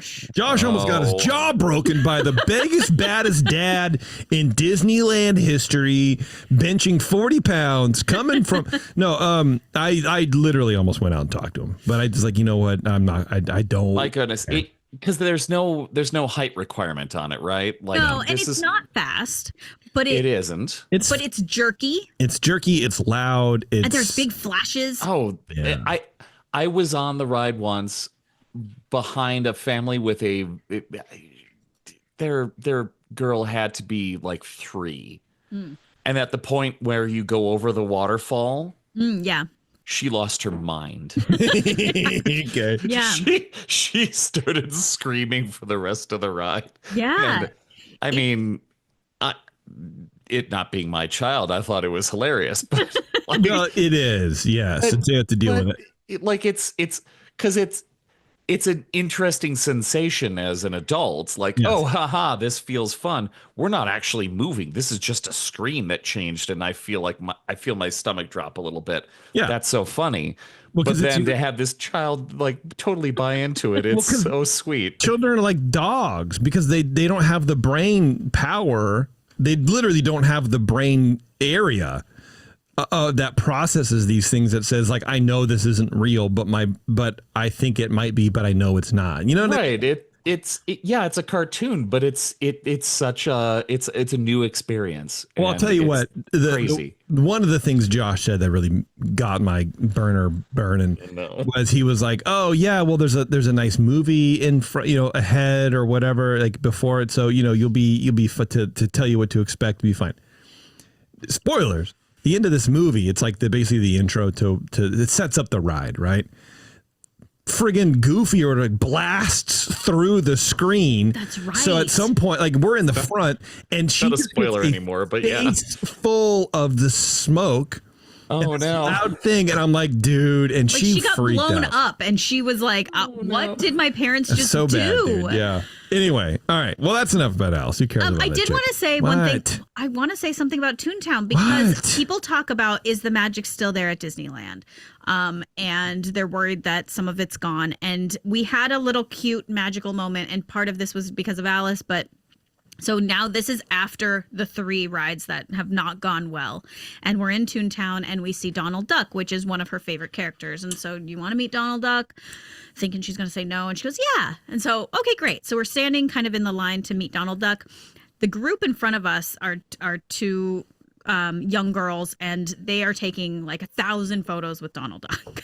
Like, it's like you think they're done and then they have another selfie they have to take, and you think they're done and then they have another one, and you're like, okay, well, whatever. So we're just waiting patiently, and then Donald takes Alice's hand. So she's the next one. They're done taking their photos. He takes her hand and starts walking away with her. And I immediately am thinking about the last 3 rides and how miserable she's been. And I'm like, oh, this is not going to go well. And I was wrong. She's very unpredictable. She got the biggest smile on her face. It made her feel so special that Donald was walking with her somewhere. It was like they were going to walk backstage together. That stuff is so cute when I see a character walking around with a kid holding their hand. I think it's absolutely adorable. Especially when the parents know about it. That's the best. That helps. Yeah. But it was so you're not freaking out going, wait, my child. Yeah. And it was really like kind of it was one of those moments that I was like, oh, okay, everything's going to be okay. Everything's going to be okay. This was a great moment. She's happy. She had fun. We got a great picture.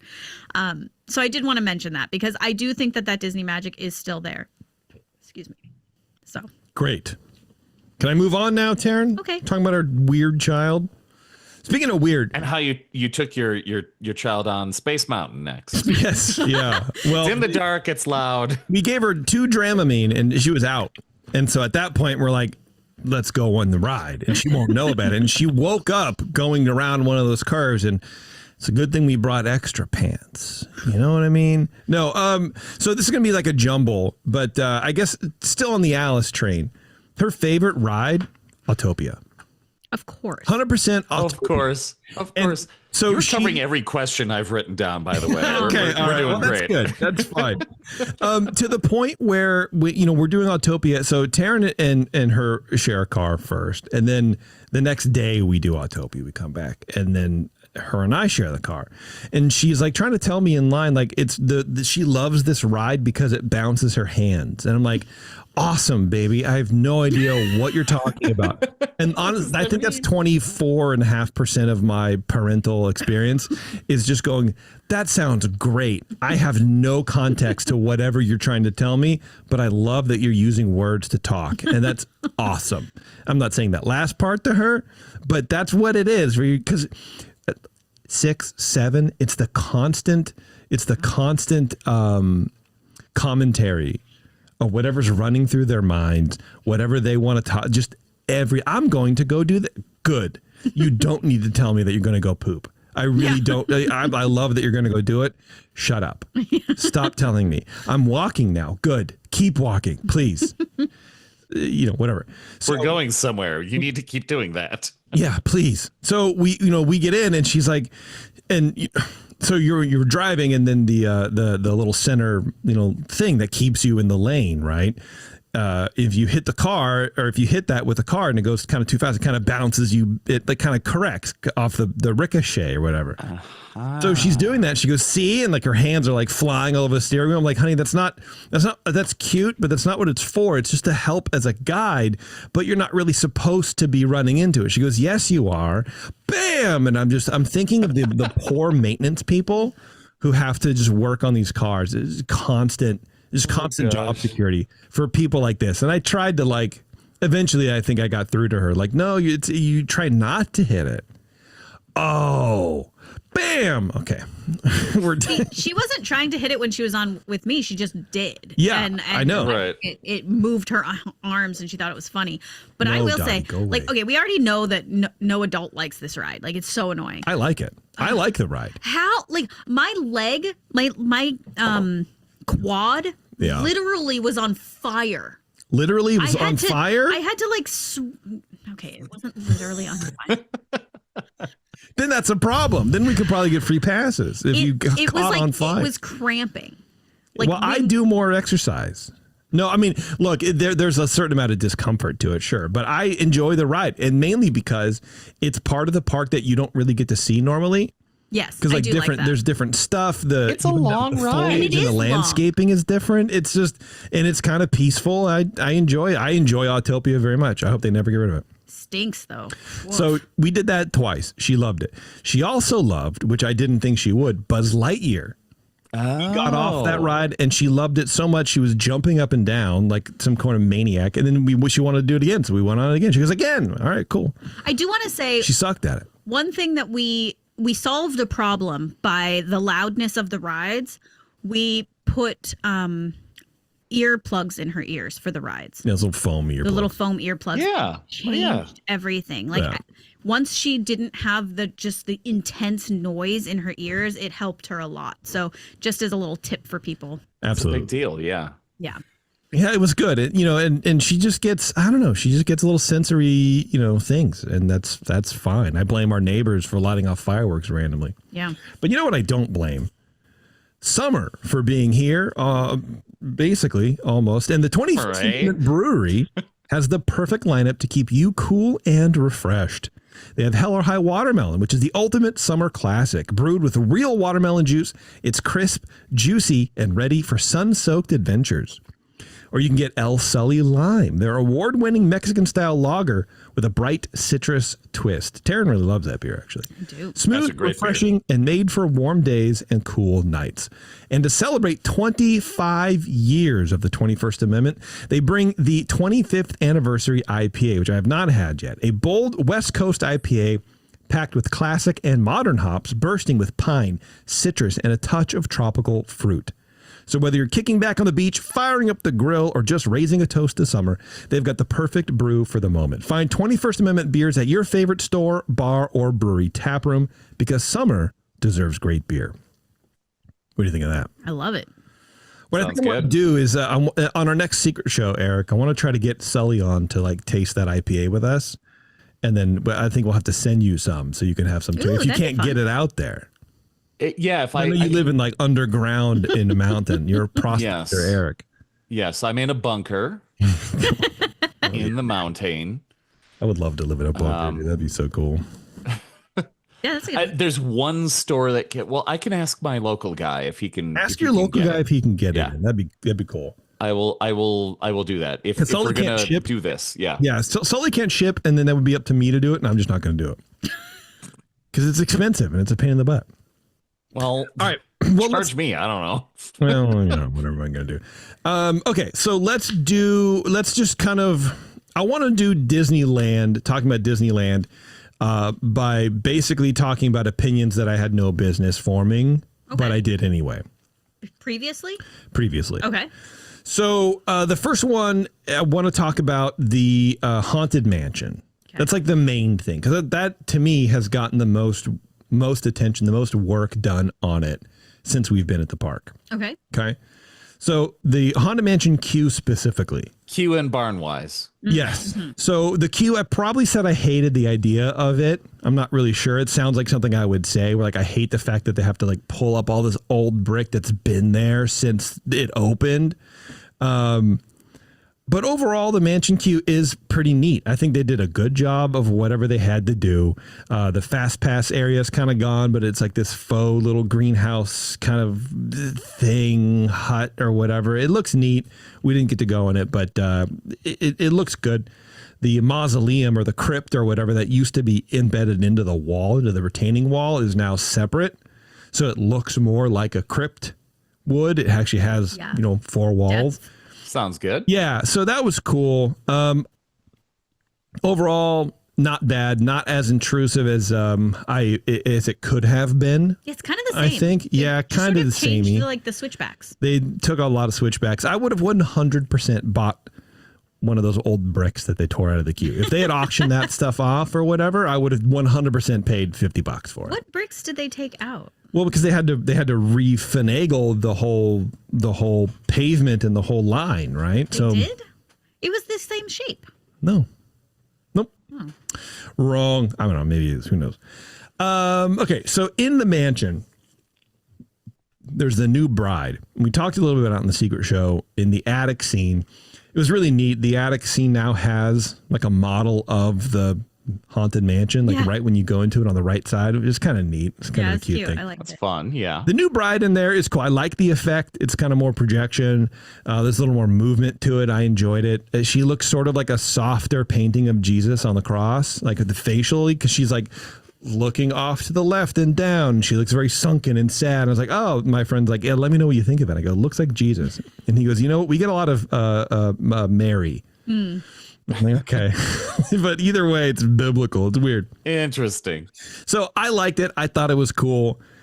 The graveyard scene. Tell me I'm wrong, but they have changed this scene up a lot. And I haven't seen anybody really talk about it. The singing busts used to be kind of the focus of that ride, or that scene where you have like a stretch where you would see the singing busts in front of you, to the point where the singing busts would, they wouldn't all be moving at the same time. One would be singing a solo or, whatever. And then one would just kind of be pulling faces, and, you kind of get more of a thing. It feels like now the singing busts are maybe 3 seconds of the ride. It seemed very, and they're off to the side now. They're not even like facing you. They moved it all around. It was weird. And the whole scene kind of seemed shorter as well. I don't know if that's true or not, but things are definitely not where they used to be, which I don't mind. I'm not saying that's wrong, because I do kind of like the fact that you can switch things up and maybe you get to see something different that you've never seen before, because it's in a different place. So that's fine. But I like the singing busts. I didn't get to see him as much. I'll have to ask Brandy about that, because she was just there last week, and like right after you left, she was there, and I haven't asked about that yet. So well, that's why she made it, because it was safe for us to go, or it was safe for her to go, right? Because we left. I actually really liked. She knew that we would want to hang out, and she's like, "I'm not doing that, dude." That's why she stayed at Pixar Place instead of Disneyland. Just in case there was overlap. Just in case. I really liked the graveyard scene. I thought it was really well lit. It was bright. It was like there was a true party happening there. Yeah. And it felt a little bit more coherent. In the past, it's like, oh, there's one person having a tea party and one person's drinking a martini, and then there's these busts that are singing, and they were all cool, but they were all kind of like separate ideas. And now it felt like it was just a backyard, like a party, like a big party with a bunch of ghosts. And I thought it was kind of cool. Were the scrims pretty clean? Because so clean. Yeah, that's what happened right after COVID, when they had so much time to clean everything. COVID's still around, Eric. Clear. Well, right after the COVID closures. Okay. Here we'll be. I'm always gonna. I know how I do. I'm always gonna do it. I'm trying to. Always. I do it to everybody. It's not just you. Right after it reopened. There you go.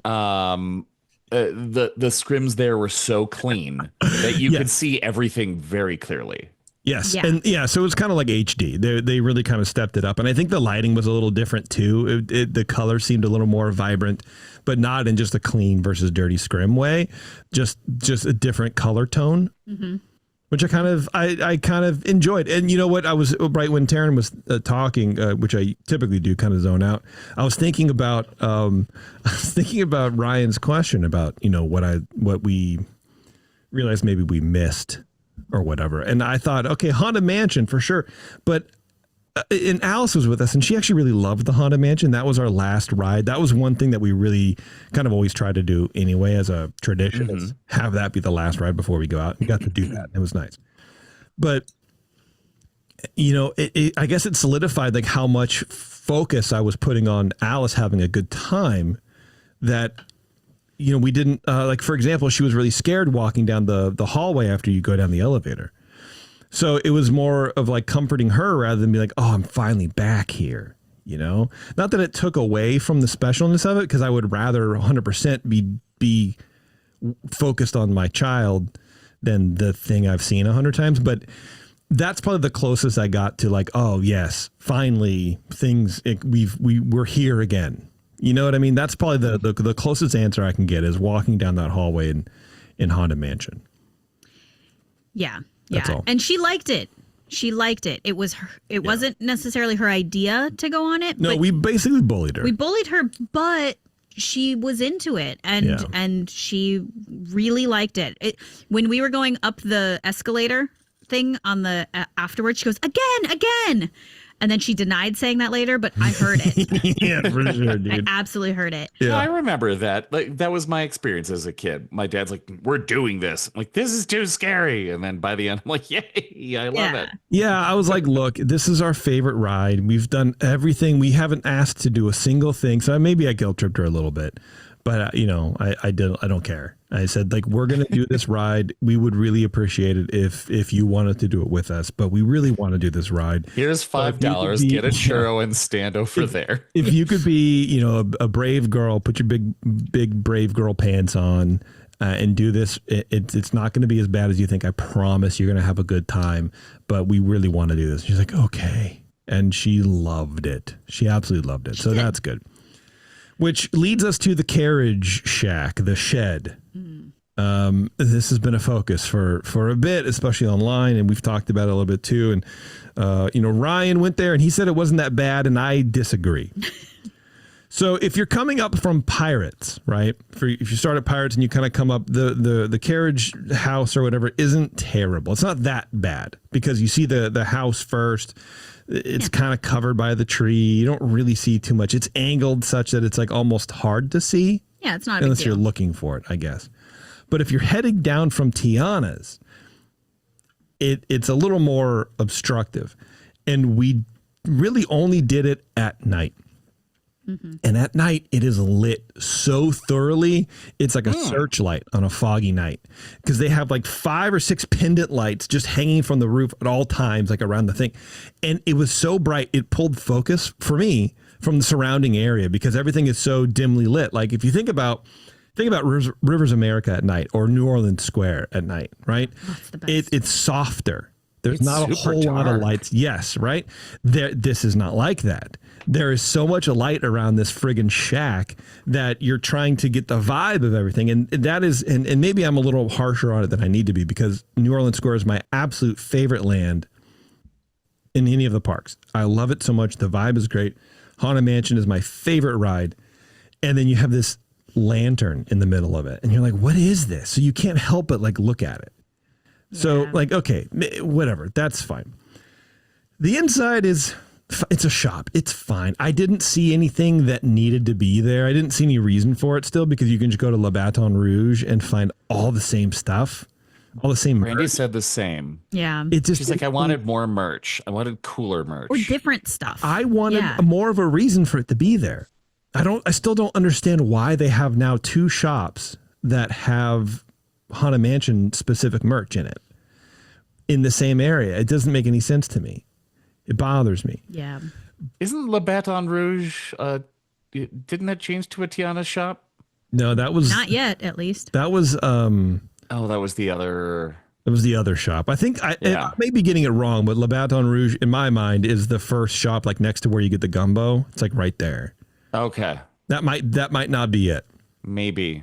just like saying It's it been a again. bit since I've been at Disneyland. I So. probably could have always been getting that wrong. Who knows? I guess it's been a bit since you were at Disneyland too. So Well, that's true. until last week. I did say the thing is much smaller than the pictures made it look as well, though I will say I wish they pushed it farther back. I think it's a little too forward. I don't know. It just And that's doesn't. also the lighting too, like you said. Yeah, just the make- lighting, but it still is a little obtrusive. It sticks out. It kind of changes things for me. The inside is it felt kind of unfocused also. Like we talked about, the merch doesn't seem to necessitate its own area, right? Because it's all, you can just get it anywhere else. It kind of felt like the idea someone had, let's put a store here. And then they backfilled it with ideas, right? Like, they go, here's a store. We'll put merchandise in. Let's put merchandise in. Oh, let's backfill this with some ambiance instead of going, hey, let's do a fully incorporated idea that is a shop. So you have like a shed that has like half a loft, with some scene dressing up in the loft that you can't really see unless you stand in one of the doorways and block the doorways to then look up, and it looked like a bed or something. It's just kind of odd. I didn't really get it. The interior was kind of like shabby farmhouse chic, with like exposed beams and some distressed paint on them. I don't know. It didn't really feel Haunted Mansion-y. It didn't really feel carriage housey either. It felt like converted barn into loft that rent from Airbnb. That's interesting. Memento Mori. Have you been to Memento Mori in Walt Disney World? Yeah. That store's cool. Yeah, like that store is awesome, and that store's been there for decades, and it's got a lot of flair on the outside and on the inside, and it's a perfect choice to make it into a Haunted Mansion store. Yes, which it sold skulls and stuff before, which is awesome, dude. Right. Yeah, this was just it didn't feel connected at all to the Haunted Mansion in a weird way. I don't know. It felt more. I would say vibrant is a weird word to describe it, but that was it. It just feels a little disconnected. It didn't really fit for me. Overall, bad. I don't think it needs to be there. The lighting was weird. It did pull focus for me, and the inside there wasn't any. If they had cool stuff inside, I don't know what that would be. That might be different. Yeah. Ryan is saying, I think it's Pieces of 8 that I'm thinking of. Pieces of 8 is that one right when you get off Pirates. Yeah. It's all piratesy. Then you go through that little alcove, and then you're in a different store. What's that store called? You look that up, Ryan. So that's my opinion on the Carriage Shack. That's my opinion, just basically overall on the Haunted Mansion. Yeah. Are you planning on talking about anything in Star Wars Land? Yes. Okay, good. Cool. I have a couple. So we went to Star Wars Land. And so, by the way, when we were there at this is Wednesday night, it was raining. Oh, yeah. And I don't mean like it rained for 5 minutes like it usually does in Anaheim and that's it, but it drives the crowds away. Number one, it was 90s night. So there were still a bunch of people there. But it was like actively raining. Like feet wet, just raining. And to the point, and to Alice's credit, we were in downtown Disney walking back. She rallied. She had a tummy ache and it was a whole thing, but she rallied. And on our last night, we walked all the way because we had just walked back, rested for a bit, and she felt better. We walked all the way back. Her feet and Taren's feet were both wet before they even got to the park. Mine were dry for some reason. It was weird. But or maybe I have no feeling in my feet. And so we went 4 hours with wet feet, and she just didn't complain about it once. It was awesome. It was really good. Oh, that's good. Yeah.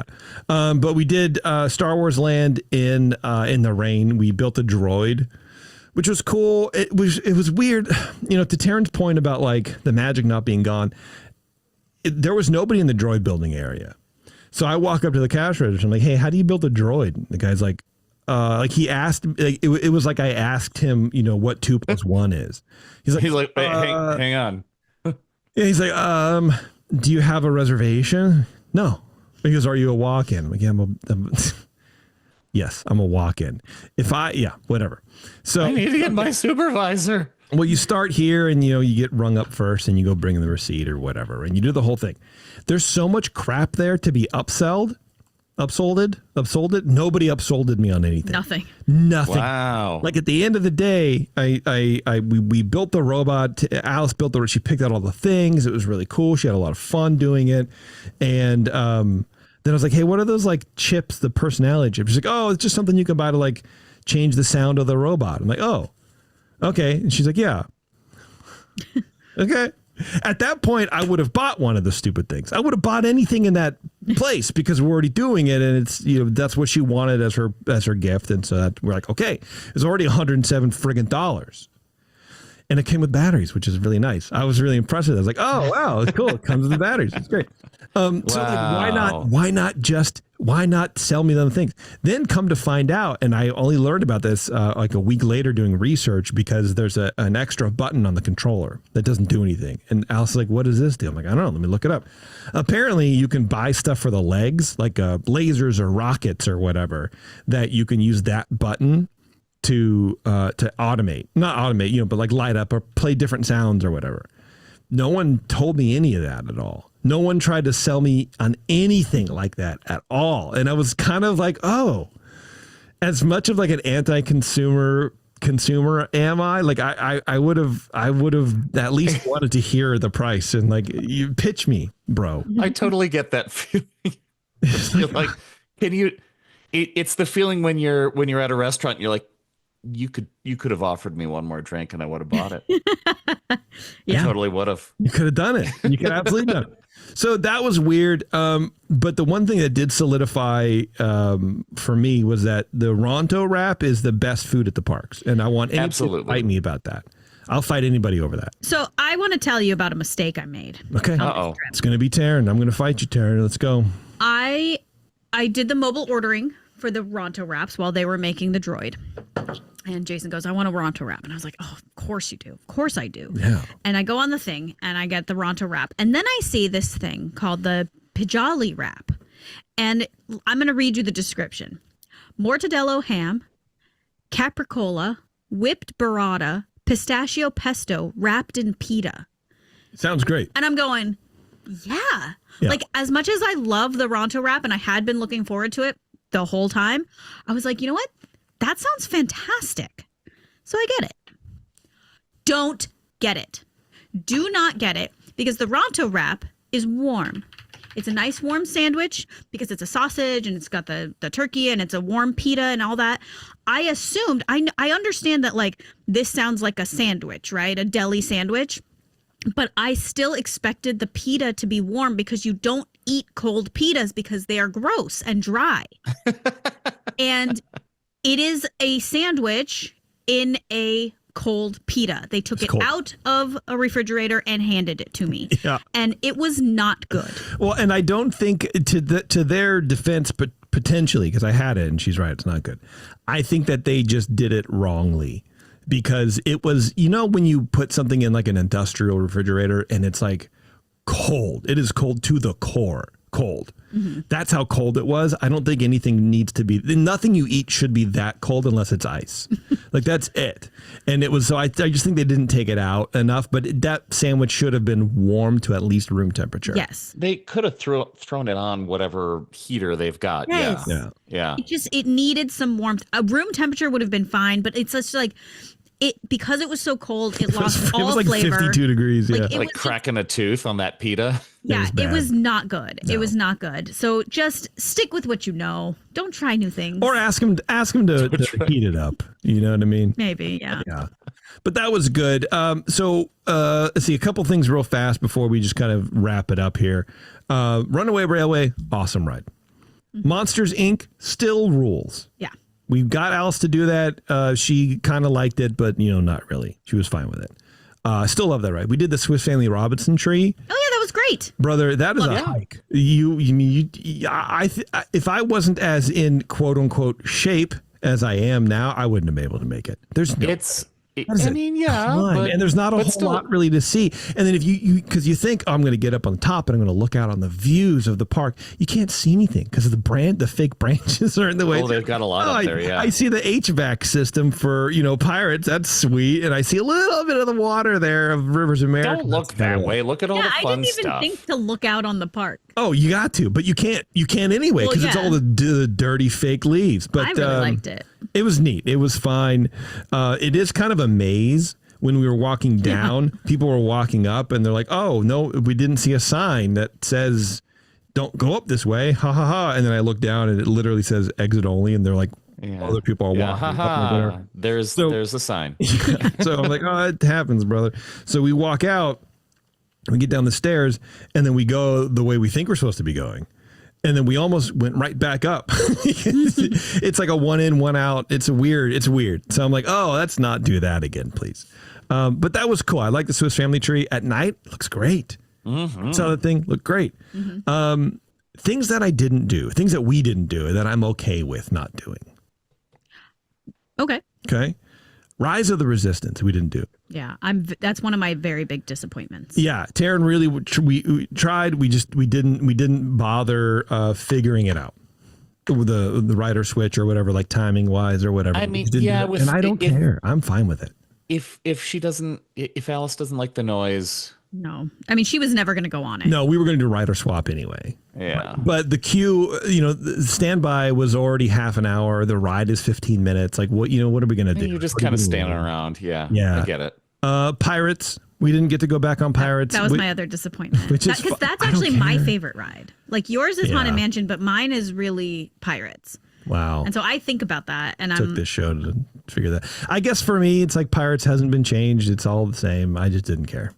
Web Slingers.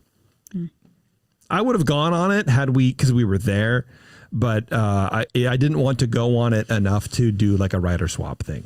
Sensory overload. Oh, I bet. Definitely not for her. Yeah. Tiana's. Yeah. I wasn't going to do that anyway. I mean, it was a little too cold to do it, but I would have, if the ride time was fine, I would have done it. I would have done it because I want to see it because the videos I've seen look really great. Food and wine stuff. Yeah. Whoops. It was food and wine time at DCA, and we should have probably tried some of that. And you got shawarma. But again, it was very much like this is Alice's trip. I don't know. For me, I overthought it a little bit. We're like, I don't want to bore her with it. So maybe we catered a little too much to her, but it was, I feel like I didn't miss anything that I couldn't find anywhere else, which is kind of always how I feel about food and wine anyways. One thing that I did miss. So when Jason and I went to Disneyland on our honeymoon, one of the things that we did that I just forever will think is such a good idea is we went to the perfume shop and we each picked out a perfume. And now anytime I use that perfume, I think about our honeymoon. Mm-hmm. Like it brings that sensory memory back. Every time I use mine, I think of Johnny Depp in the desert playing a guitar while a wolf walks around him. Hey, I mean, to each their own. That sounds pretty cool too. It's just the commercial for it. I know. Okay. But I told Jason, I was like, I'm going to get the perfume because I'm out of it. And I'm like, I'm going to get it at Disneyland because I'm like so excited about it because that's where I got it before. And it seems right after 5 years. Like this is my comeback, right? And I go in and they don't sell just perfume, like normal perfumes anymore. I guess it sounds like it looks like it was purchased by a particular perfume brand, and now they only sell those perfumes. Yeah, there was like 3 only that were there. It was kind of and weird. They were all the same brand, and there was like different flavors, for lack of a better smells. But there was like men's and women's, but they didn't have my perfume, and I was very disappointed about that. That was kind of a bummer, and I was like, because like that's what I was looking for, like. I can Taren understand really why wanted they this trip to be about her, and every step of the way. It could not be. No, it could not be about me. From the food to the perfume to the rides, nothing. Absolutely nothing. Taren got X. I got put in my place. Yeah, double X to you, man. Mm-hmm. But that's basically it. I mean, we can cover the stuff that we did do. Which we kind of already did, which is, Monsters. We did Mermaid. We did Redwood Trail, which Alice really liked. Yeah. She got lost at one point and started crying, but that's, Alice. We did Jungle Cruise, which she was fine with. Tiki Room, absolutely loved. Mansion, did the Treehouse, Autopia twice, Buzz Lightyear twice, Carousel, Alice. We did Mickey. We did Drawing Class, Toontown Playgrounds, Runaway Railway. So what else did we do with our time? Well, we walked a lot. Every day, we were only there 2 days, but every day, 11:30, 12:30, we went back to the hotel for lunch and just to take a break. And I was happy with that. That's pretty great. That's why you stay close. Yeah. Yeah. Well, and that's the thing that changed for me on this trip. Like Jason and I, we've been going to the parks for so long that we were annual pass holders for so long that it would be like, okay, we're going for the weekend and we're going to stay at the Best Western and, the cheapest hotel because we're not going to be in the hotel. And then as we got older, it was like, okay, well, we'll stay at the Marriott, but it's still the cheapest Marriott that you can find, right? But okay, now we need the nicer bed. Now that we are only going once a year at best, like we're not going to be annual pass holders. We're not going to do the parks in the same way. I 100% see the value of staying on resort. On property. I absolutely loved staying at the Disneyland Hotel. I loved the Palm Breeze bar. Even maybe more than Trader Sam's this time. I just was, it had such a comfortable vibe. Like I'm seeing our future of Disneyland vacations, and they're going to be at the Disneyland Hotel. Yeah, we talked a little bit about, what it means for our family to go to Disneyland. And I feel like just in general, more people would be more happy, would be happier if they went to Disneyland less. Yeah. Less times. Because there is a sense of ownership. There's a sense of familiarity there when you go all the time.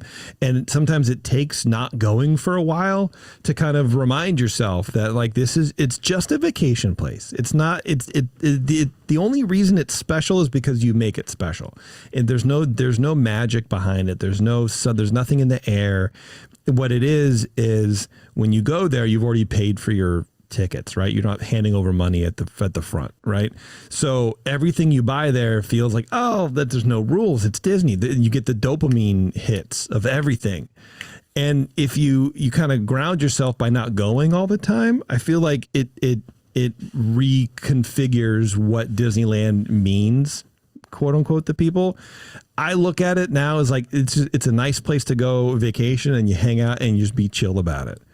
And I think that I would lose that, which I like this aspect now. I would lose that if we went back multiple times in a year. Because if you go multiple times in a year, I feel like you're trying to push for the ultimate experience. You're trying to get all the rides done. You're trying to gamify everything. But if you go for 2 days, once a year or whatever, you can take your time, and it's not that big of a deal. And for me, I mean, maybe this is my personality, but like, I had a better time this time. And I told Alice this too. I was like, the best, the last 4 hours in the park on Wednesday was probably the best time I've had at the park ever. One of them. Because we weren't in a rush. We went back. It was in the rain. We were taking our time. We were trying new stuff. We ate ice cream when it was 50 degrees and raining outside. Like, it was just awesome. It was a very fun experience. And the more times you go and you try to fill that void with these kind of similar experiences to kind of chase that dragon, it doesn't, I think you get like a skewed, what? Oh, no, I'm talking to Kat. Oh, okay. She's staring at me. Well, probably trying to figure out what's going on. Anyway, that's my big brained, thing on it. Stop going so much. You'll have a better time when you go. Maybe. Yeah. That's me being a bully. But we did talk to Eric about being DVC members real fast. Well, what a strange coincidence that I'm wearing my DVC hat right now. Yeah, well, and I think, and Taren reminded me we did a whole show about this because you did years ago. Yeah, and maybe it's time to do it again. But here's the TLDR: for us, it's not worth it. I get it. It's totally not for everybody. It's not. I think we realized that part of the biggest reason that we thought about it, that we wanted to do it, is because one, loved the villas, absolutely loved them, and will want to stay there as often as possible. But also, it's cool. It's like just one of those cool, like you're a cool person because you're part of the DVC. Well, I'm glad you get the cool part of my personality. That's what makes Eric so cool. And I think I realized like I don't want to pay for it. Well, yeah. So here it is. Basically, here's the rundown. It's a $24,000 to buy into the villas at Disneyland. And then wait, my wife spent what last week? Did you guys do it? We did. Oh man! Wait, you did what? We bought it at DVC at Disneyland Hotel. That's why I've got this hat. I thought you were already at the villa or at the Riviera or whatever. We bought more points. Oh wow! Look at you. Damn, brother. We go there. We go there enough. We go to the places. Yeah. Yeah. So for 100 points, it's $24,000. Then it's like $81 a month for dues or whatever it is. Also, though, in Anaheim, for every stay, you pay $68 for taxes per night. Yeah, you know what? I didn't know about the taxes, so now I'm gonna. I know we met with the notary this morning to sign off on the documents, but I'm gonna cancel all that now. For $60? No. Yeah, and it's so to stay at the rooms like we had, it was like 18 points a night or something like that, or 23, whatever. Yeah, and in my mind, I'm going like, well, we could just save up the money, especially if we're going to go once a year and a half. To us, it makes more sense to do that, then we're not tied for that kind of cadence. Absolutely. Yeah. I completely agree that like the perks really are if you're going too much. And like if you've got, I mean, like we were talking about it last night, if you have an annual pass, you have a better discount than you do with DVC. Yeah. And yeah, Brandy's got an annual pass at Disneyland. I've got one at Disney World. Yeah, we were trying to like sit and figure out, how much money you're saving, and the part of the benefit, I guess, or in the plus column to be a DVC member at the Riviera or the Villas or whatever, is eventually downtown Disney, the hotel will be in the middle of Disneyland Forward, so it'll be like prime real estate. So you could probably, I would be willing to bet that those things will be as valuable as the ones in the Grand Californian were for a long time. Yeah, and Grand Californian is interesting because I've never been able to stay in those rooms because they're always sold out.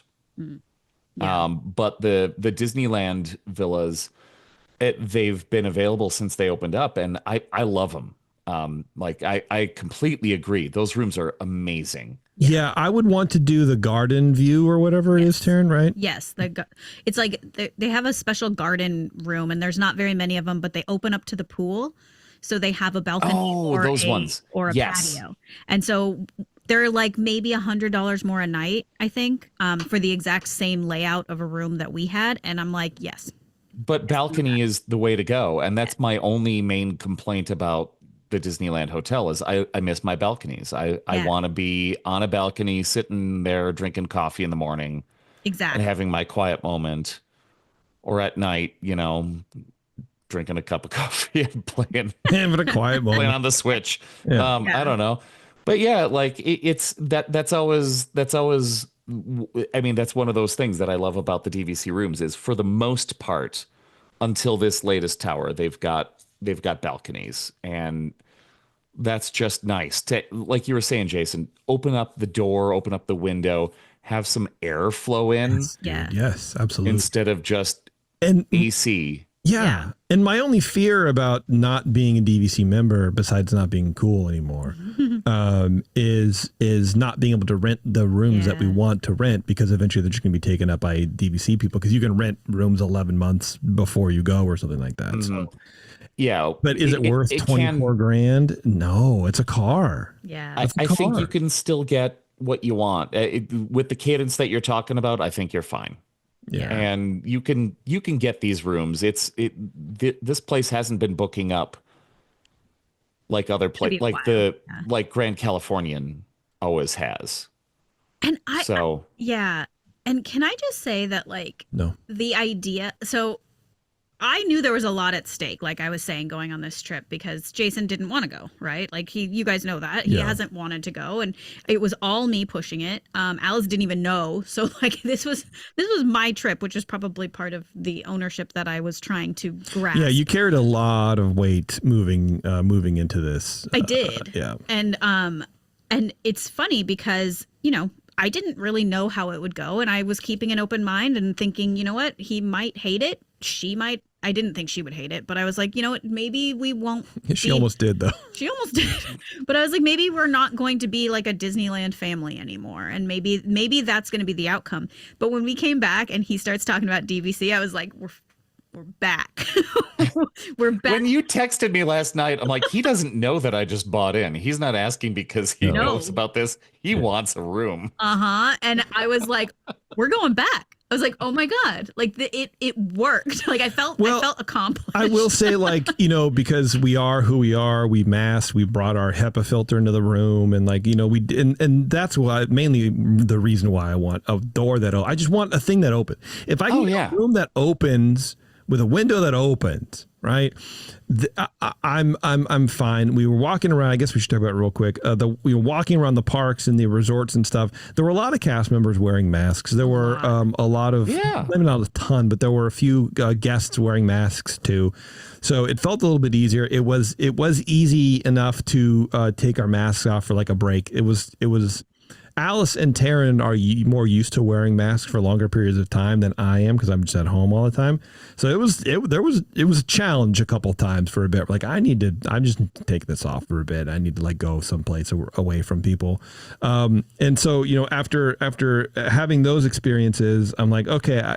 And I didn't hate going back, but I don't know. I guess just to Ryan's question again, like there was nothing I really cared. Like I could not go back and I would be fine.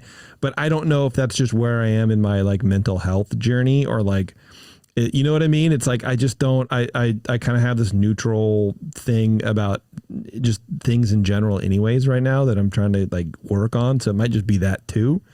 But I don't know. I you know, if we can be relatively, you know, cautious about the quality of our air, which is funny because, you know, the next day you go on Reddit and it's like, I got the Disneyland plague. Ha ha ha. Isn't that funny? We've had fevers for 2 weeks. I'm like, yeah, that's hilarious, dude. Yeah. My sister came back from Disneyland very sick for like 5 days. Yeah. And I'm like, so even just beyond COVID, it's like there were people, just the hacking and the coughing and the sneezing the people like in line, they just turn 2 degrees to the left and sneeze. And then don't cover their mouth and then turn back to their friends and everyone's laughing. You're like, what the dude, this is disgusting. People are gross.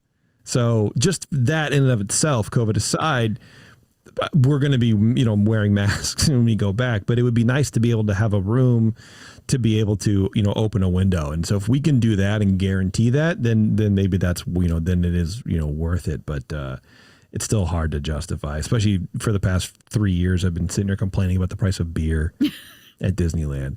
And then now we're talking about, well, you know, it's only $24,000, you know? Oh, and for those questioning it, Jason got drinks. He got $25 drinks and I got one $25 drink and enjoyed it, by the way. And it was at the park, the poolside thing, but I didn't do what I said I wasn't going to do. And I didn't get a beer in the park because I'm not paying for it. See, and I was going to, but at that point, like, I didn't even know. I was so outside of my whole body on what we were doing. And I didn't see the cart. If I had seen the Carl Strauss cart, I would have gotten a beer. It's not there anymore. But it's not there. And so I was like, I don't even know where beer. I don't know what's happening. But whatever. Yeah. Last thing, real fast. Then we're gonna get a shooting gallery. Frontierland, still the king, baby. Ronto wrap, shooting gallery. That's all I need in a day. And a Haunted Mansion ride. That's it. That's my 3. That's a pretty good list. Pretty good list. Eric, what is going on with the other shows before we get out of here, huh? Oh, my goodness. You know yet? I already told you. I don't. Let's see. Have some information, so don't give me that. What? Nonsense. The Bantha boys are going to be doing plenty of shows on Andor once it starts back up. That's right. I guarantee it. Andor is the best. I can't wait for season 2. It was good. It was very good. I enjoyed it a lot. Yeah. I actually might rewatch season 1 to prepare for it. Yeah. Yeah. That's not bad. Puny Pod, they are talking a little bit about Daredevil in their news shows, but they're also doing a complete review of the Infinity Saga, which is apparently all of the movies. And they're also going to do a little bit of a weird hiatus where they're going to do the Fast and the Furious because of a bet that Ryan won. Oh. Against David, where it was a poor bet to place to say that Deadpool Wolverine would not do as well as every other Marvel movie in the year. I'm pretty sure that was the bet, if I recall the point of the bet.